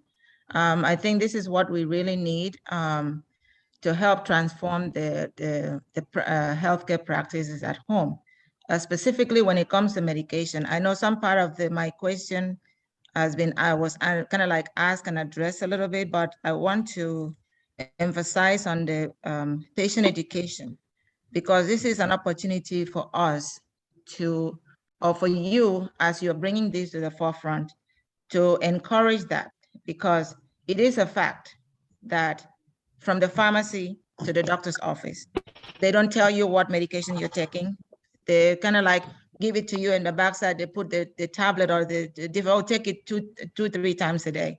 So it is horrific to do things like that and give them to the patient. But I think what you're doing and your company is really poised to help transform that and bring in transparency and increase patient education, so that our patient, when we're paying for that medication here, we know, yes, Amela, I use Amela when I go home because I know it's a great pharmacy, but at the same time, they don't tell you what you're taking. They just give you the medication. There's no education, there's no name on it, or if you're lucky, you'll get the medication, they give you a packet, you just see the name, but there's no instruction or specification as to, or sometimes they just put that tablet in a cup or something, in a little plastic envelope and give it to you. So this is an awesome thing that we need to help transform certain part of healthcare that is really needed. And medication, we have people with diabetes, we have people with hypertension, you name it, we do have it. So, but patient education has been, it's kind of like a hidden mystery, that when people in those cities, areas, the pharmacists and the doctor's offices, when they're giving patient the medication, it's a mystery. You can tell, you don't deserve to know, the patient don't need to know. So I really applaud your effort, and I'm hoping that you are going to bring this patient education piece of it to the forefront, that maybe if you guys push from this end, Amela would take it a second time, and they put that little envelope that we get it from here, from Walgreens and from any drug company that we go to get the medication. They would be forced to put those information, at least when they're putting it and giving it to the patient, they'll be forced to give those information to the patient, whether they want to read it or not, but at least let them take the little time. So it would be very helpful to our patient and our family members, and also increase our peace of mind, knowing that, yes, I'm sending them the right kind of medication, they're picking up the right kind of medication, but at the same time, they're gonna know what the medication is for, or maybe they're gonna know when not to take it, or what is it, so that if they don't have it there, they can go and ask for that particular name somewhere else. So thank you so much for bringing this up, and we're looking forward to working with you and helping our family members back home. Thank you. Engineer Kiko, Soranwa, Dr. Mazi, then the last will be Israel. Then we go to the next presentation. Engineer Kiko. Yeah, my concern was addressed, Mike is saying, when you were talking to Madam Mutuk. So I'm good. It was on the delivery side. Great presentation. Thank you. I'll yield the rest of my time. Thanks. Thank you very much, Madam Soranwa. Yeah, yes, this is Laura. Barrister Mike, thank you so much for the presentation. I think this is what we all need from here. My question is, for us to buy these medications, do you know how they don't have people back home when they get sick, they just go to the pharmacy and buy getting them? Are they gonna need a doctor's prescription before they can go buy this medication? Very good question. The thing that we have, that sometimes, even for me, I try to sit in this country, and in Nigeria, anybody can buy almost any kind of medication at a pharmacy. There isn't a way for us to fix that right now, because that is an internal pharmaceutical medical issue that you have to do. But the benefit you get is that from here, you're not just paying for anything, because we can't pick up some highfalutin name of medication. You have a question to ask NCIDO, and maybe that will help answer that question. And the other part of that, let's face it, medical care in Nigeria, though, it's a big problem. our pharmacists are sometimes quote unquote doctors in the first person that answers the question. We're not changing that right now. Hopefully that will change as time goes on. But as long as they have a need to get the medicine and you have a need to support that, we marry those two together. And we are hopeful that that is one way of starting to talk about anybody taking any medicine and what dosage they take and how they take those things right now, because I work at okay, then and you then would say a doctor then before and you can then start to build that process together. Yes, it's an elephant. We cannot eat it in one bite size. We're trying little by little and hopefully we'll get there. So it's a very live issue. Thank you. Thank you very much. Dr. Amazi, and then finally, Mr. Israel Ubo. Then we go to the next topic. Anthony Magus, and on the private part, I will call you. But that notwithstanding, even though as a professor, I will not prolong, bring history to this place because nobody wants to spend a whole year in this forum right now. However, if you have time, try to give us a comprehensive list of those pharmacists in your network. In fact, again, it's a request. I would like to have, or maybe people here would like to have a comprehensive list, but not just that one in Waneba or whatever you call that list. So just give us a comprehensive list of people in your network so that if I have a book for my 500,000 people in Nigeria, I can just go ahead and tell them to go and get it there. I thank you very much for the presentation. Okay. You only have 500,000. How about $1 million? Yeah. Quick answer to that question. Most sign up on our app. Just go pick up. It will say, you can actually search for a pharmacy. Just go to Akwa Ibom and you can see we have at least 156 pharmacists in Akwa Ibom right now, listed on our system. All right. Thank you. Mm-hmm. Very good. Last but not least, Mr. Israel Ubo. Yeah.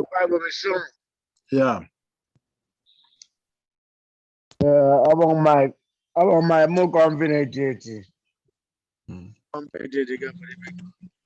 because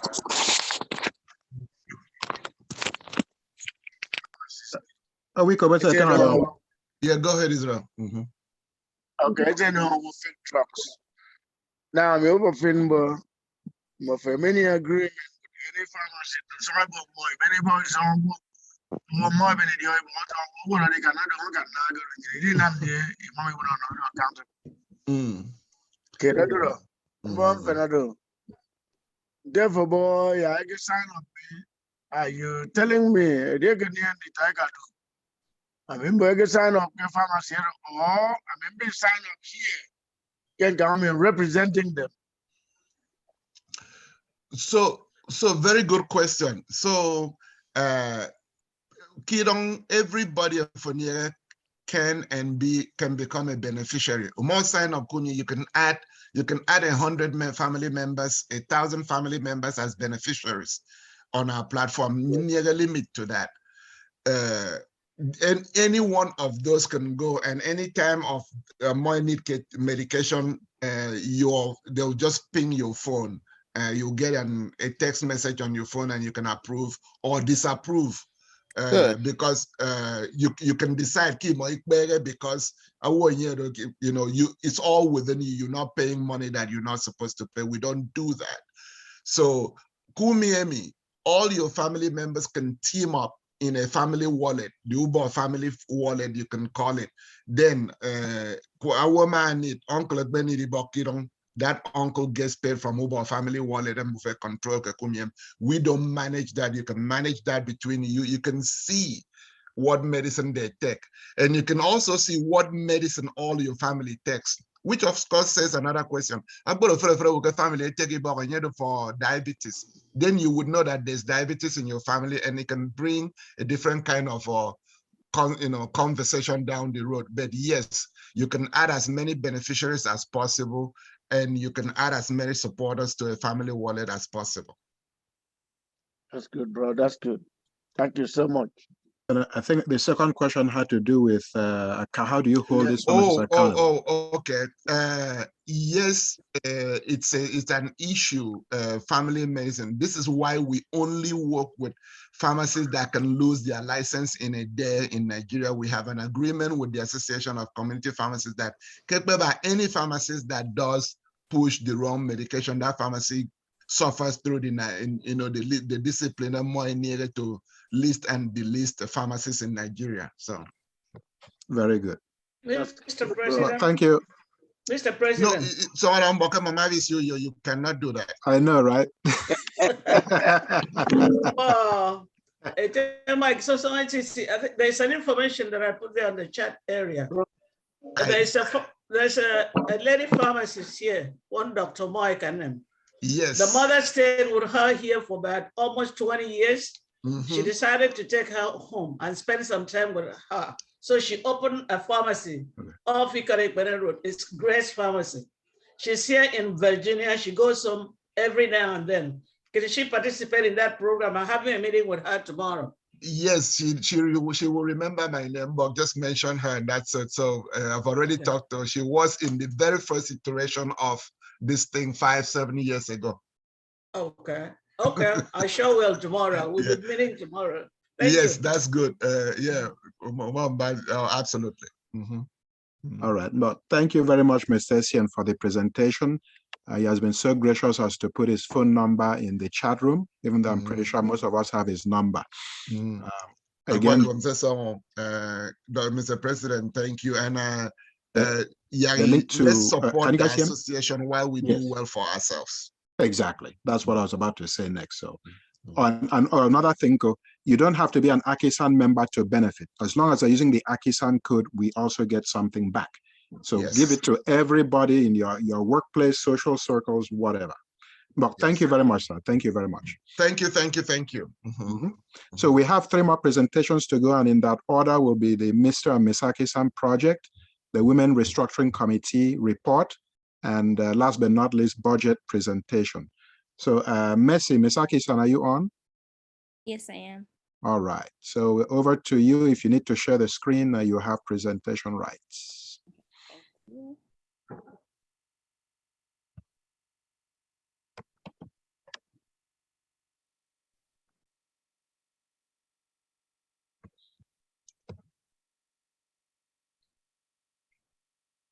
Are you there?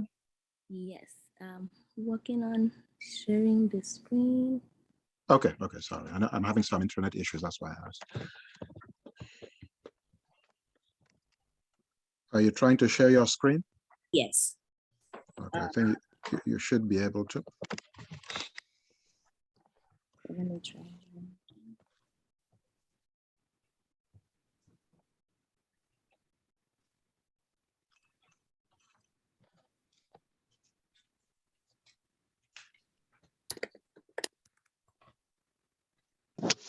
Hello, Mr. Ibom and Mr. Ibom. I don't know. Yeah, but I said you're a friend. Hello, man.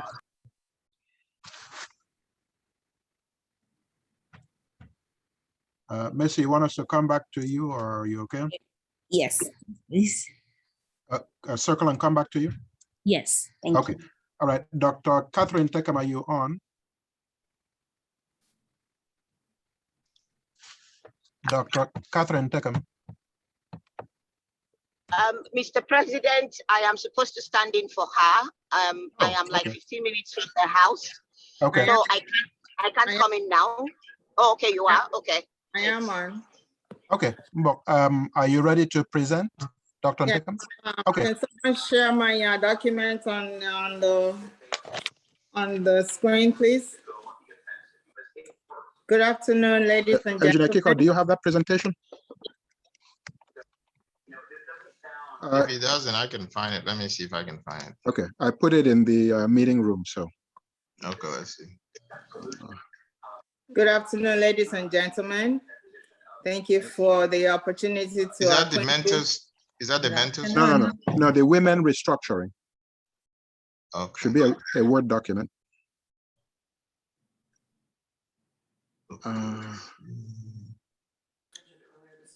All right, as you're looking for that, I'm going to Thank you all again for the opportunity to acquaint the membership on the bylaws that will be binding to the AKISAN Women USA. I'm gonna tell you who the team members were that drafted this document. Ms. Imam Don, OM Ian, Diana Afia, Ekaite Roberts, Watoye, Mfon Etuuden, and Victoria Odonwo. These were members that put their time and their service together and produce this bylaw. Please join me in thanking them for their service to the community. We were tasked to put on paper a working document for the women's executive, a roadmap for a good paperwork to benefit all and service them, service the women of AKISAN. And if you just flip through to page 2, please. The first page is just the table of content. Page 2 says that I'm not going to read the whole thing. I'm sure that the president will have this, or someone will have this in the website for everyone to see. The purpose of the bylaw was to provide basic information about the group and the rules that will govern the officers. The bylaws will provide general provisions that will give our officers adequate guidance to run the group and together and unite AKISAN women in the USA within the AKISAN organization. Our mission is to connect, inspire, promote, support, and mentor each other for the purpose of a stronger women's wing within AKISAN. We decided to name the group AKISAN Women USA. Like I said, I'm not going to read everything. Membership qualification. Membership will be all who desire to join the group voluntarily, who's a registered member of their local AKISAN chapter or is affiliated with an at-large chapter. The general membership shall be the highest decision-making body of the group. It shall have a broad power over which would include but not limited to the election of the regional coordinators, and I will explain this in a little bit. Ratify the resolutions brought by the executive, ratify bylaw policies and procedures, ratify all elections, approve committee set up by the executive, and approve project and fundraising. If you at your leisure, please look at the leadership structure, which is very self-explanatory. And the roles are also delineated on the document. We will have the chair lady, the vice chair, and regional coordinators. Within that group, they will choose who would lead them, who would give them information, who would give information to the different regions. And page 4 will tell you specifically what regions we have divided them up into. We have 6 regions. We have the South region, which includes Atlanta chapter, Charlotte, Metro, Columbia, South Carolina, Jacksonville, Miami, Nashville, Research Triangle, North Carolina, and Tampa. The Southwest region will consist of Austin, Dallas, Houston, Metro Phoenix, Oklahoma. The Mid-Atlantic will be the Chesapeake Bay, Maryland, Greater Baltimore, New York, Northern New Jersey, Philadelphia, and Washington, D.C. The Midwest will be Columbus, Ohio, Chicago, Indiana. sorry, Northwestern Illinois. The 5th region will be West, Denver, LA community, Las Vegas community, Oregon, Sacramento, San Francisco, San Diego, and the San Diego chapter. And the 6th, but not the least, region will be New England, Connecticut, and Massachusetts. We took a lot of effort to decide on which chapter will belong to which region, depending on the population and the geographical perspective where they are. If there needs to be an expansion of these regions, that will be decided by the executive. And we're gonna flip to page 6. And everything else is just in accordance to what the council had tasked the women to go do at the last convention. Finance management, I know this is important.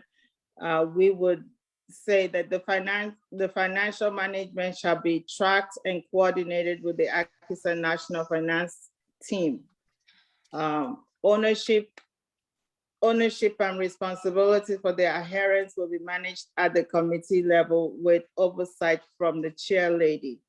Now, whatever monies that we bring in will be routed into the national money and assigned AKISAN Women USA. So that way, what money comes out of it also comes out that way back to the women's wing. And that way we're not putting any financial burden on any one person for accountability's sake.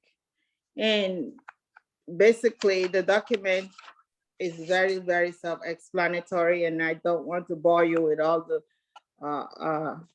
single specific details.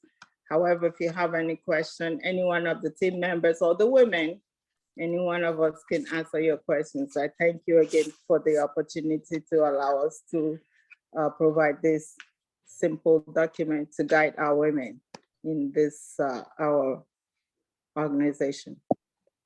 Thank you very much, Dr. Ntekem. So in general, everything presented today, the PDFs will be on our website. If you go to the About Us tab, you look for portfolios and committee.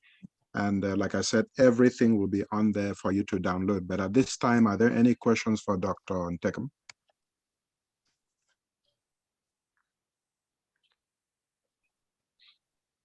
If not, again, this will be presented more officially at the council meeting in New Jersey for council approval. And then after that, it'll go, of course, to the convention for ratification, after which it'll take full effect.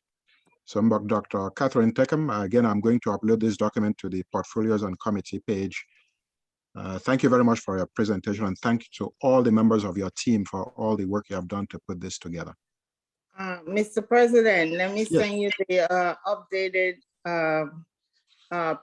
updated document before you upload it, please. Okay, yeah, please send it through WhatsApp. Okay, will do. Thank you very much. Thank you all again, and I thank my members. Please give them a kudos. Oh, definitely. Messi, are you ready now? Yes. All right, so you do have presentation rights. Do proceed, please.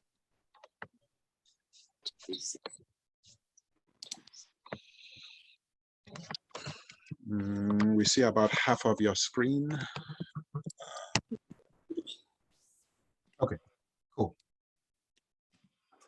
Much better. Much better, yes. Awesome.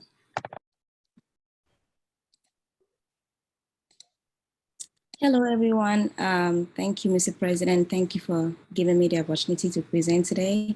Again, I apologize for the absence of Mr. Ibom. He wasn't able to make it due to some family obligations. This is the project that we hope to accomplish in hoping to travel back home in May. And there are some projects that we are currently working on in the US as well. Let's see. The Mr. Quibom's team, I would say, is developing your God-given talent, and mine is developing your God-given talent, and Mr. Quibom's is preserving our heritage and strengthening our communities. Our main mission throughout our project is to increase youth engagement, help with education in any way possible by donating. And I also want to give people the opportunity to express their talent by hosting a show. And another part of our mission is volunteering. In terms of improving the youth engagement, we currently have an app called Clubhouse, where we invite the Quibom youths. We try to host our program at least once a week. We all come together. The good thing about this platform is not just the youths in US, youths in any part of the country, not just the Quiboms, can come in, and we get to talk about ways of, we exchange ideas in ways to immerse in our culture. We discuss ways to stay in touch. And we also kind of talk about our languages and ways that we can make sure that people that are interested in learn it as well. Currently, our membership here has increased. I think it's about 150 right now. Another part of our project is traveling back home to visit schools. The goal is to talk to the students, have meaningful conversation with them to see, what they plan to do with their education after graduation. We also plan to share our experience. Mr. Quibom and I had an opportunity to go to school back home before coming to the US, so we get to share that as well. We answer any kind of questions that they have. And at the end of it, we will love to donate items like books, shoes, uniform, crayons, pen, etc. Another goal that we would hope to accomplish is traveling to the different hospitals, also talk to the patients as well, listen to what they have to say, and at the end, donate items like toilet rolls, masks, etc. We will also love to visit motherless baby homes. We plan to visit motherless baby home in at least 3 senatorial districts, spend time with the children, volunteer for the day, and at the end, donate a few items to help the children as well. This is personally my project. The other projects that I mentioned is something that Mr. Quibom and I are doing together because our projects were so similar. This one is specifically something that I would really love to do. My platform is encouraging the Quibom youth to express their talent. So hosting a talent show, I was hoping to host one in Una and also in Uyo as well. Give people an opportunity to get on stage and present any kind of talent that you would have. Hopefully someone else that didn't have the courage to get on stage could do something with it, or one of the attendees might like what you did and then invite you somewhere. So this is just an opportunity for people to express their talent that they don't normally do. We are currently working on a breakdown of the budget that we hope to present at the National Council meeting in April. We really, really love everyone's support. Anything that you can contribute to help us try to accomplish this project would be great. Thank you. Bless you. Thank you very much, Ms. AKISAN USA. Any questions for her, please?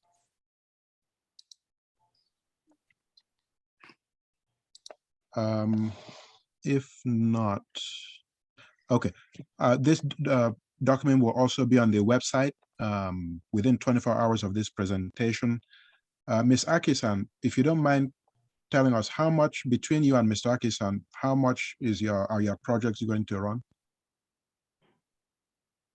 The rough draft that we have right now is about $12,000. And how much do you have right now? I think we were able to raise up to 6,000 at the last council meeting. Very good. So everyone on the call, please, they need your help. I have put, if you scroll up to the top of the chat, I did put links to the donation page. They're going to do very good things for the association. And we also want to encourage, future pageant winners.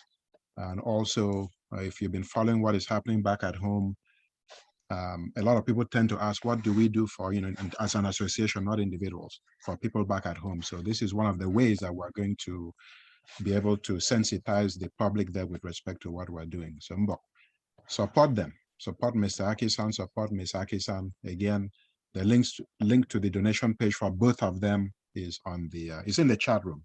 But if you go to our website, akisan.org, go to Mr. and Ms. AKISAN page, the link is there as well. So thank you. Thank you very much, Ms. AKISAN. Oh, but I think someone, who has their hand up? I'm just seeing that now, sorry. I have a question. This is Mrs. Ekpenyong, Metro Detroit. Yes, sorry about that.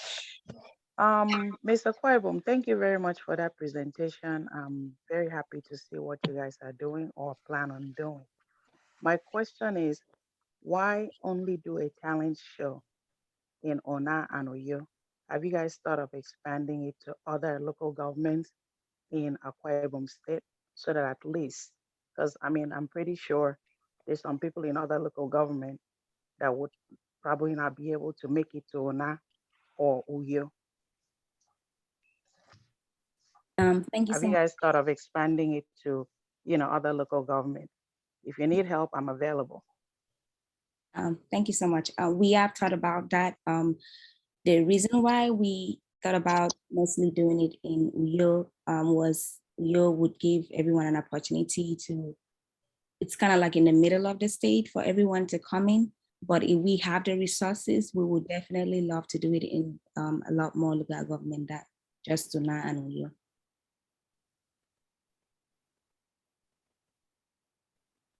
Okay, thank you. Ma Gloria, you had your hand up? I know I'm the coordinator here in Atlanta, and my name is Gloria Oda.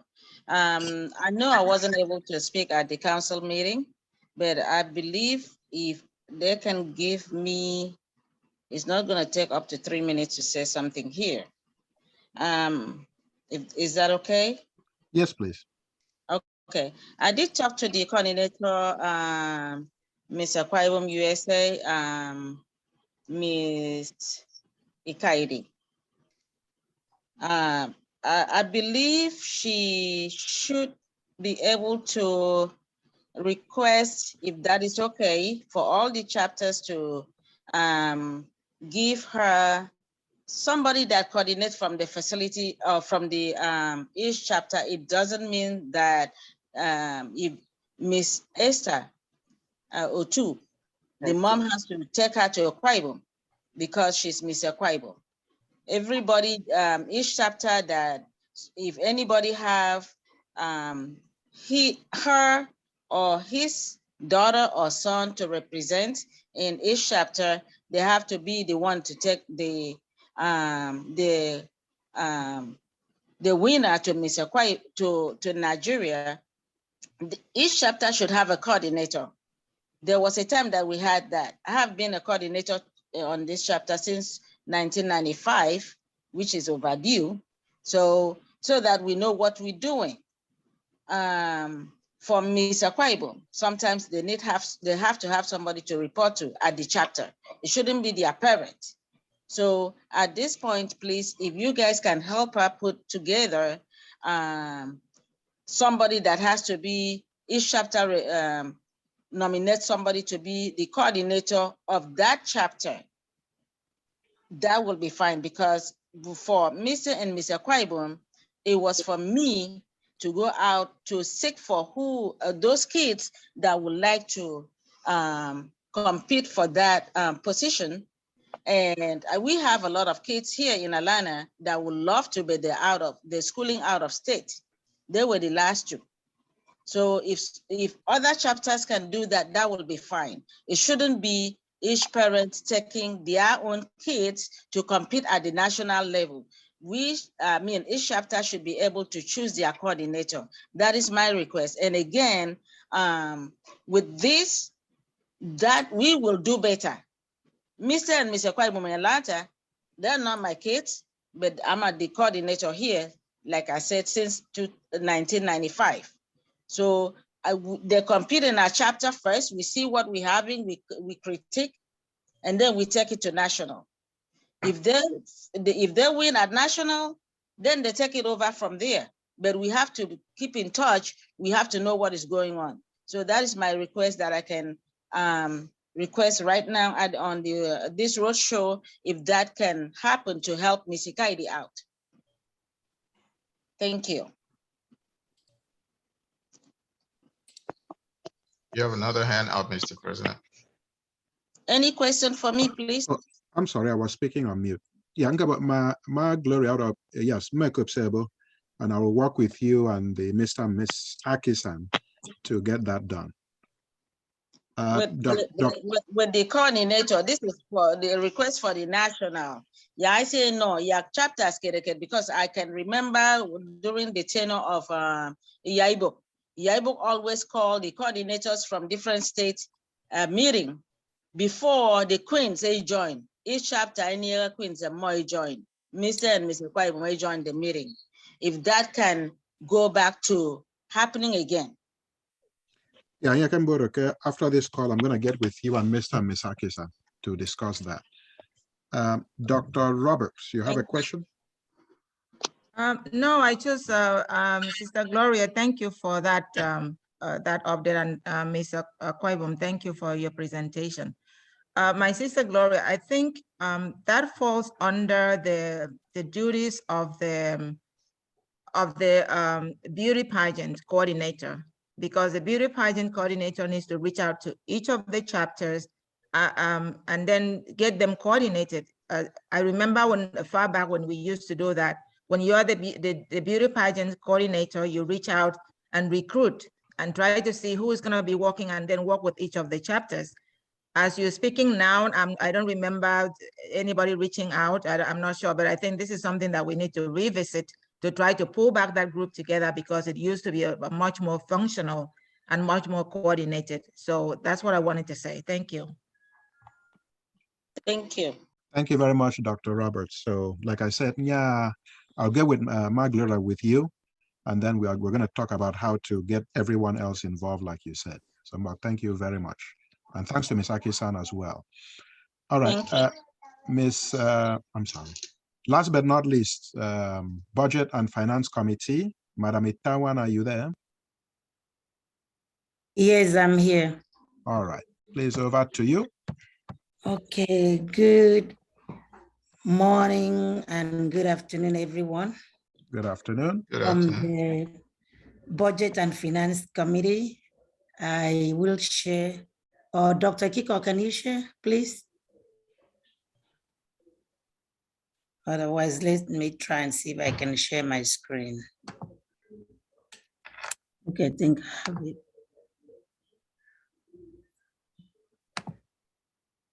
Okay, is that visible, please?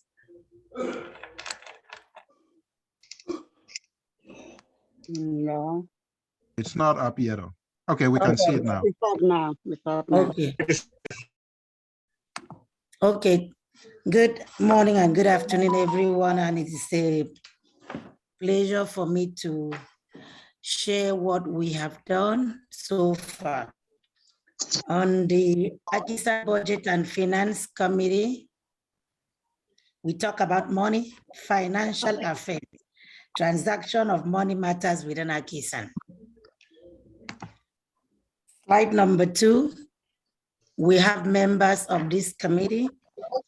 If you see, the members of this committee represent the 3 arms of government, AKISAN government, and the general community.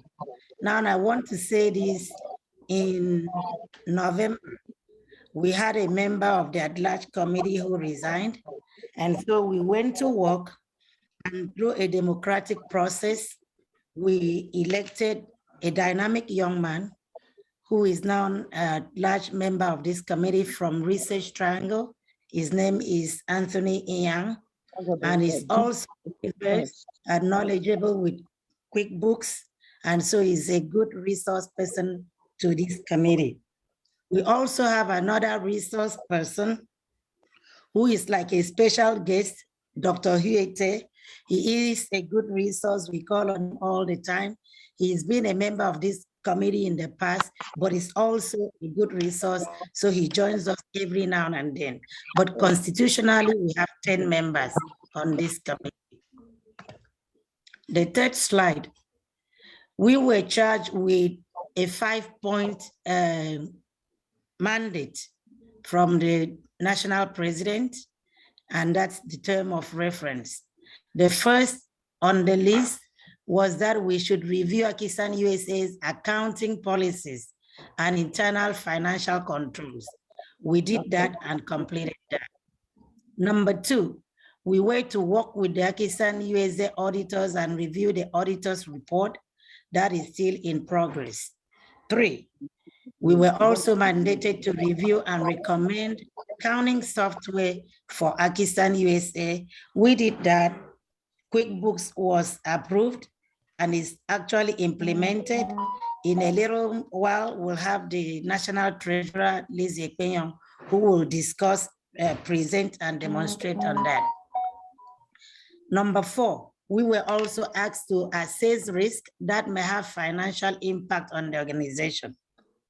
That is under consideration, and our special guest, Mr. Huete, will demonstrate or present that later on. 5, we were to work with the Constitution Committee to come up with a process for budget approval and funding. That we have done, and we have Ms. Tisong Ekpenyong who will demonstrate on that. We have to make some modifications because we want templates that are user-friendly and tailored to the specific needs of specific projects. So Tisong Ekpenyong will demonstrate and present on that later on. And this, last but not the least, we will also charge to incorporate any processes that we deem fit or necessary that would advance the organization. We are still putting things together. Slide number 4. What are the goals for us restructuring AKISAN finances? 1, this is a 7-point benefit to the organization and to others, that we want to continue to improve AKISAN financial system. And in the process, we also want to integrate all AKISAN's accounts locally and internationally. We have 2 accounts in Nigeria, domiciliary account and Naira account. And we also have, I think, 4 or 5 accounts here in the US. That is Bank of America, and we have ETF. We also have Fidelity, I think 3 here in America. Number 3, this will help us to track and maintain accurate financial activities in all AKISAN's accounts. 4, this will help us to increase transparency and accountability. 5, this will ensure that we comply with IRS rules and regulations. And number 6, very important, that we totally eliminate financial improprieties within AKISAN. 7, should there be any financial improprieties, we will hold that member or leader accountable. In other words, there would be consequences for that action. And so the next 3 slides, 5, 6, and 7, we will have Elizabeth Ekpenyong, the National Treasurer.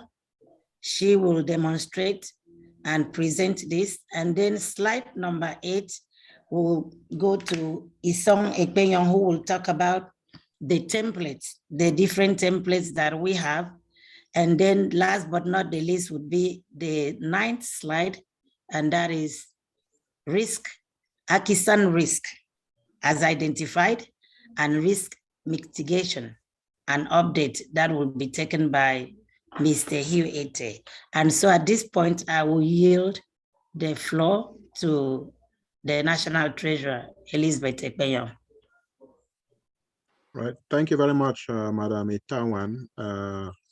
National Treasurer, are you on?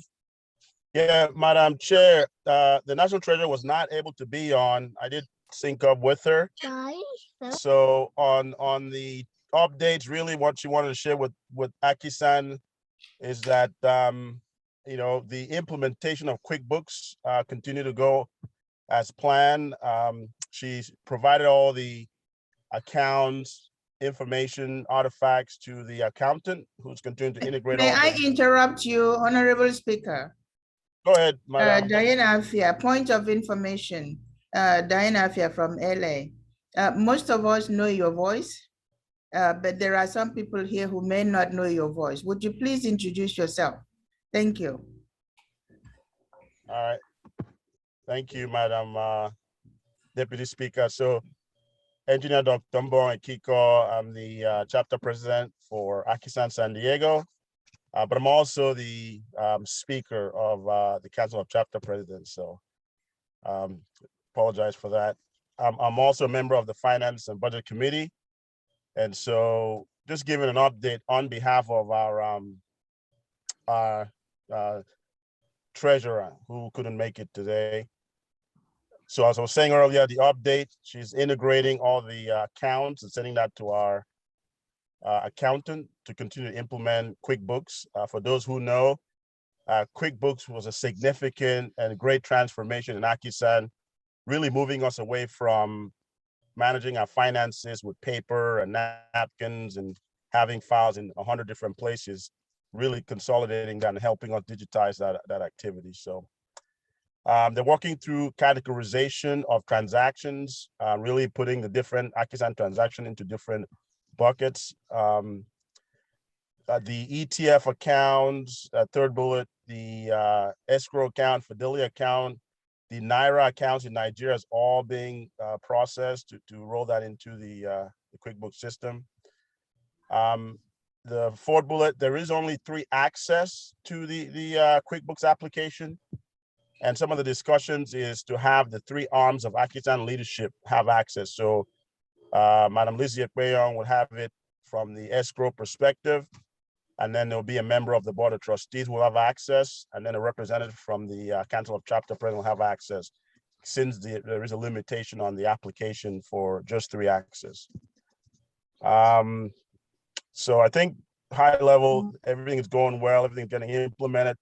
The next slide, I think she showed a sample report of what's being generated. So this is just a notional sample report. As all the data gets integrated into QuickBooks, you could just hit a button and generate real-time financial reporting on that. So that's going to be available for folks.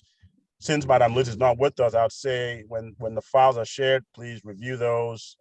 If there's any questions, you could vector that question directly to our Madam Escrow Treasurer. So I think with that, we'll hand it over to Song Ekpeyon to cover some of the other activities going on in the Finance Committee. Thanks. Thank you very much. All right, thank you, Dr. Kiko. Yeah. Should I Ivani, know you all. And you share yours? We are muted here. There you go. Ivani, me na me bo. Misong Ekpeyon mba mi Metro Detroit chapter. So the Finance Committee, subcommittee to the Finance Committee is a Finance Manual Committee. And we were tasked with identifying areas to improve the finance manual. And so this is the plan that we have, considering the changes that's taken place within the organization. There's 5 key areas that we wanted to focus on. Obviously you could say that we can come up with 50 things that we want to do, but then that's not practical. So you take it in pieces, you bite it off, and then as you knock out those pieces, you move on to the next. So the 5 key areas that we want to look at is the reporting templates, adding that into the finance manual. And so I will lead that activity. We have status dates as to when we're going to check in on the progress of that activity. And then the next Where's my activity hat? is budgeting process. And so with that, we wanted to look at how we can define that process, because it's not well defined. I know, this administration has done a great job in raising funds and to enable the initiatives that they've put in place. But then moving forward, we want to make sure that we properly communicate how that budgeting process should go, who does what, and what those expectations are. Also, the national auditor and the report template, how does the national auditor fit into the grand scheme of things? So there's a few references to the national auditor in the current finance manual that we have, but there's obviously room to improve on that, because with respect to the national auditor and the auditing process, we talk about internal, external audits, and none of that is captured in the finance manual. And so that's language that needs to be added. And so Dr. Kiko is going to take that on. Quickbooks implementation, as mentioned, we've made progress utilizing technology and trying to streamline our communication process from a financial standpoint. And so kind of adding that into the finance manual obviously is a good move in documenting what we do and capturing those processes. And the last is just updating the document to align with some of the changes that's taken place organizationally. So this document is 11 years old and we're a completely different organization structurally. So there's places that we'll need to, a lot of places where we would need to make some updates, and there's no better person to do that than Mr. Constitution, Mr. Hewitt there. And so when you talk about what exactly are we going to do, so that's defining processes, procedures, and governing principles for each of those areas. Identifying organizational contributors, process roles, defining a RASIC, who's responsible, who needs to be made aware, and who is just for information. So all that is part of that, and then aligning the governing statutes with the national constitution. So wherever there's a conflict, obviously the national constitution will take precedence. So again, those dates that you see there are soft dates, and the goal is not to have this wrapped up by the convention. As you know, the finance manual gets approved at council meetings, so it's not really something that needs to be taken to the convention. But so we're targeting completion by the first council meeting in November. So, any questions? Okay. All right, Mr. Song will leave question to the after Mr. Ete. So let's move to the last slide, and that is AKISAN risk and AKISAN mitigation updates by Mr. Hewitt. Okay, thank you so much, Madam Treasurer. Let me introduce myself just so that I don't get called to order. So Hewitt, I'm actually the chapter president for AKISAN Research Triangle. I also serve as the Counsel Chapter President's Secretary, and also chair the Policy/Constitution Committee. So in that capacity, I work really closely with the Budget and Finance Committee, as well as I'm also integrated in some other aspects of AKISAN's other AKISAN's committees. But we already talked about the details of this particular slide, so I won't go into repeating myself again. But what I just wanted to say is in our collaborative effort to try to figure out how to mitigate the risk that AKISAN faces, we always look at, insurance looks at really two-dimensional aspect that they look at risk. They look at how frequently would it occur, how often would that thing happen? And they also look at the impact. In other words, what will it cost when that thing happens? So when you go to shop for insurance, those are really the two major criteria that insurance actually used to underwrite. So something that occurs all the time and is very cheap, they really don't worry about it. Something that occurs infrequently but can be very expensive, that's usually what you look to insure. And in that case, clearly, the things that have occurred less frequently. I think if you look back in the last 20 years, I doubt if we had a lawsuit. I know there was something in the 80s or 90s, but you got a lawsuit that occurred like a couple within 2 years. That's infrequent, and it also has a major impact. Each one of those can easily cost a significant amount of money. And so we look for insurance policies to defray that cost or to transfer that risk or to share that risk. And that's why we went to local insurance, because if we did have this, I will tell you, we will all sleep at night. We wouldn't, you know, and if you look at it, let's just play some numbers game here. Let's assume the 2 losses cost us 100 grand. You've gone for 20 years with no lawsuit, right? Nothing. And then bam, you got 2 that cost you 100 grand. Well, insurance for those 2 years probably will cost you about $3,000. Which one do you want to pay? 3,000 or 100? So that's why we look for insurance. So it's kind of the frequency of probability. We don't really know when this is going to happen, but we need to be prepared. You have insurance in your house, not because you expect a tornado to happen, but if it does happen, it would do major damage. So you get insurance, so you'll be covered. That's the same thing in running a business. So I've already gone through the details of this, so we're really not going to do that again. In terms of timing, for some of the things that has already been mentioned, we like to get this done. We got a quote. We have a quote on March 2nd is the date of the quote. The typical quote lasts for 30 days. Once 30 days comes, it usually expires. And if it expires, you have to go back and re-get it on the new quote, and you may not get it. And I'll just share this with the group. So one of the risks that we had when we were trying to get this insurance was we had 2 lawsuits already in the books, and we had to disclose it. And the gentleman told me, the broker, speaking of insurance, the gentleman that we use is a broker. So he shopped multiple lines to come back with what he came back. So he can write from multiple lines. He just happened to get us the best that we could get. So we have a situation where we got a quote that is good and effective starting on March 2nd. We got 30 days. If we don't take up that offer in 30 days, then what we'll have to do is go get what we call a re-quote. And there's always a risk that something can happen between now and then. So one of the risks is there could be another major issue. If another major issue will knock us out, because I will tell you, the reason we had such a problem, we went back and forth with this guy for like 3 months, giving information about suit, about malpractice, about whether we have money in Nigeria. You're seeing the finished product. You're not seeing all the struggle behind to get it. So if we have any other issue between now and we would have a difficult time getting a quote. So I just think, I know this is not the council meeting, but where we stand right now, we need to take advantage of the insurance that we have, and so we can defray any kind of this type of risk that is a major dent for the organization. So, Madam Treasurer, I've covered this already, so I think that's basically the end of my little speech and encouragement so that we can move forward. It will help us going forward. It will deter people. It will allow us to sleep at night well. And we know that we have a solid organization behind us if somebody wants to come and play another frivolous lawsuit. Okay, thank you, Mr. Ete.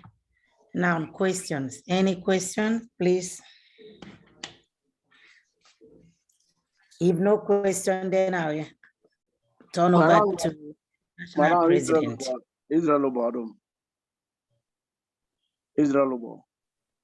Yes, go ahead. Dr. Mike, were all the kind of comments because the time from I put their heads together and they come up with this. I even them because I know it's still going to come back again. When you leave this position now as the national president, consequences Akwa and many of the AKISAN members. Convention, get to a in here, Sabinam. But I'm of a young Mary, but my widow, my young lawyer. I don't know why you were going. You never the guys who are we die because you know, even for you Member meeting to is it about even each other. Why can't we do it? No, you know, so they might not meeting him again happen by my coxibo. A president and a colonial, I wish you. Yaidakidan didn't keep back some of it in army. Young Magambo may had over 200 years. It could be now changes. I know it. Come and thank you, please. Thank you so much. When I'm a TT. All right, but thank you very much. I guess three things. Number one, yeah, Ibom can able that the era of Sikisi Tapaga by with Tapabakayang Jesus Christ. Amen. Yoriba. According to Constitution, all the committee members serve for 3-year term and they can go for another 3 years. So yes, by God's grace, we will get there sooner than later. Then Yorita, so of course it is on us for the future presidents that we elect, that we hold them. That can to the previous one, deal with the consequences. And then number 3, again, it's part of saying in our infam, and it's part of why like we are even having these lawsuits. And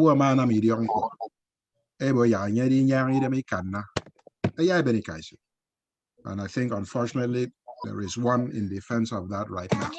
We hope that we don't do this, which is unbelievable. We need to look at the people that we elect into office. All those, like maybe because I do me, I do go, or in we need to look into that. And as a matter of fact, I think one of the things with that insurance policy, where you make our president, background check on the person. So we are getting there. Control your children, everybody. Control your children. Daddy Deke, I do apologize for that. That's the first kid. It's all right. It's first kid. I want them. So it's okay. So Mr. President. Yes. But I need to just a little comment on the presentation that has just been completed, please. Yes, so thank you. Go ahead. I think the 40 people on this line listening, there might other people sitting in the group. The Honorable Board Treasurer, the able one of the documents that you presented, there was a word that you said you were tasked by the President, and the document, there was a word that you used to eliminate financial impropriety. The word eliminate, it said eliminate financial impropriety in AKISAN. Okay. If this is going to be a working document, the word should be replaced by guide against financial impropriety. Let me tell you the implication of utilizing that phraseology. When you say eliminate, it means as we are now, there are currently financial improprieties among us. So therefore, that document should be readjusted. And the English word, when you go to court, every line has a meaning. And hopefully, maybe you can run that statement back to a legal practitioner to see how effective that is. And secondly, concerning the insurance, folks, what has been presented, it is very rosy, it is nice.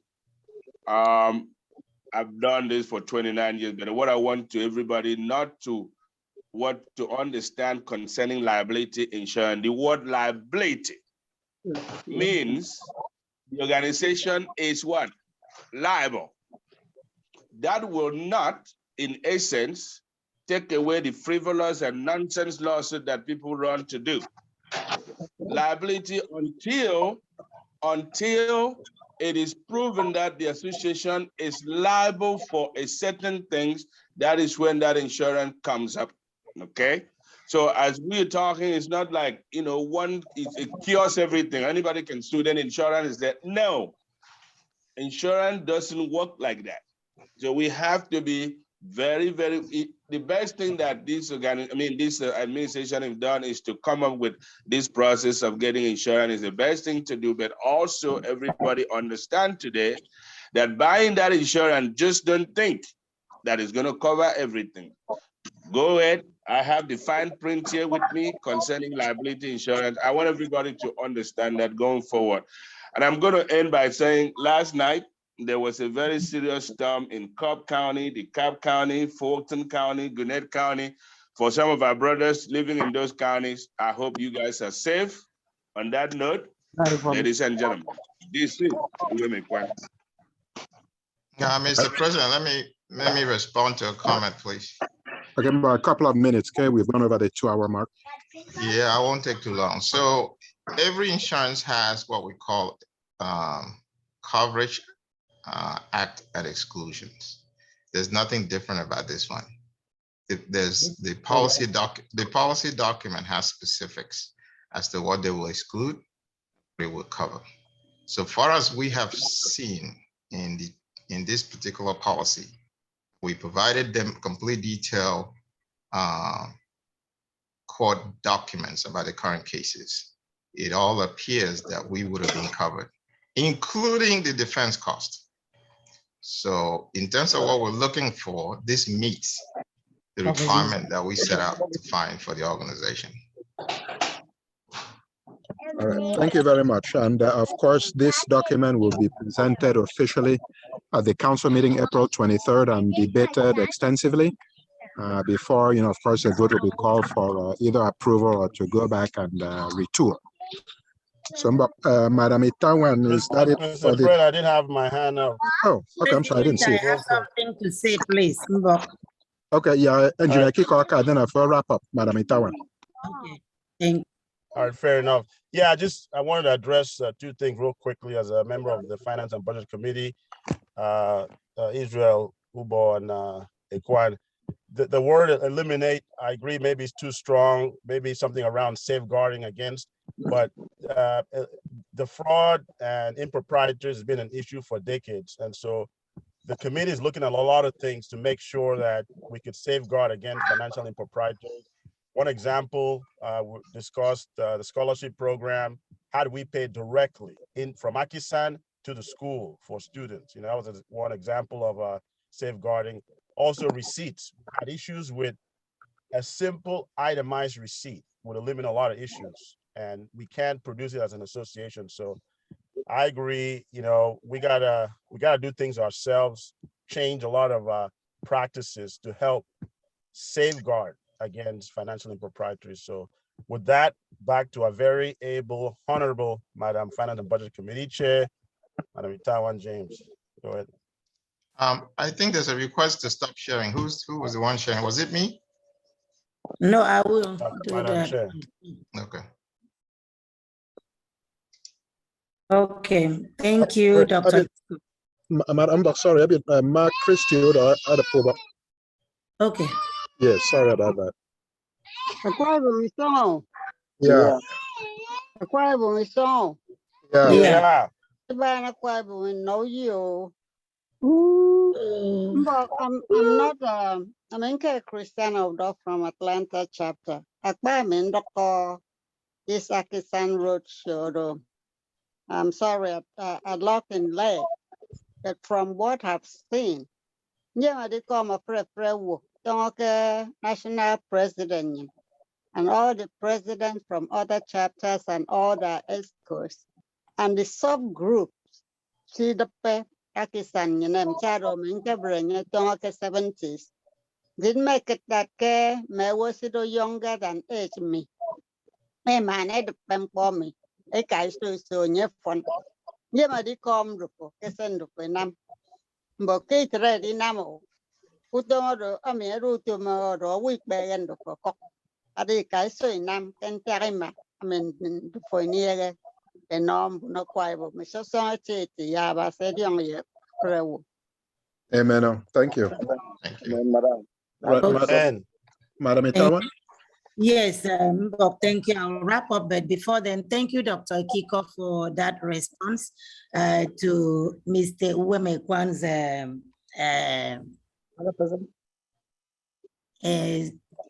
how will I say, reaction in a way. Yes, we will fix that, but then there have been improprieties. If not, we wouldn't have to go in to take care of this, to look for ways, identify ways that we can cut or control it. So I've taken note of that. We'll go back and we'll reword that properly, like Dr. Kiko suggested, safeguard.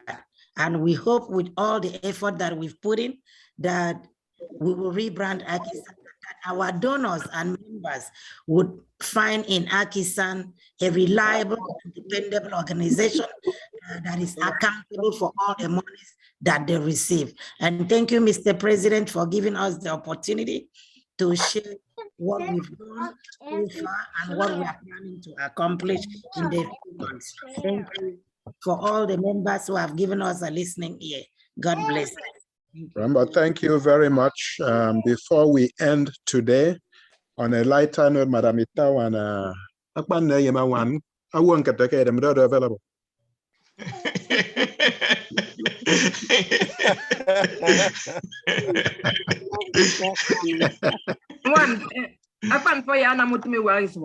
I know, right?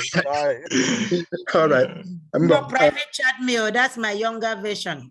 All right.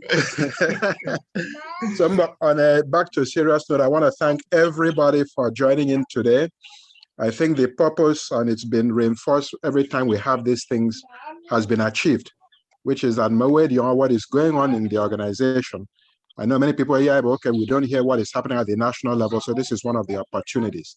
Everything that we're going to do today, I'm going to upload it to YouTube. I'm going to share it with everybody. It'll be on our website. If you want to listen to it again, or the artwork that has not heard it before. Looking forward again to seeing everybody. New Jersey in April and Charlotte, North Carolina in August. Somebody about said, we're looking forward to talking to you and seeing you again. Thank you. Thank you, everyone. Thank you, Mr. Thank you, Mr. President. Thank you, everybody. The president. Thank you, everybody. All the presenters, Thank you. And all the members for joining. Now,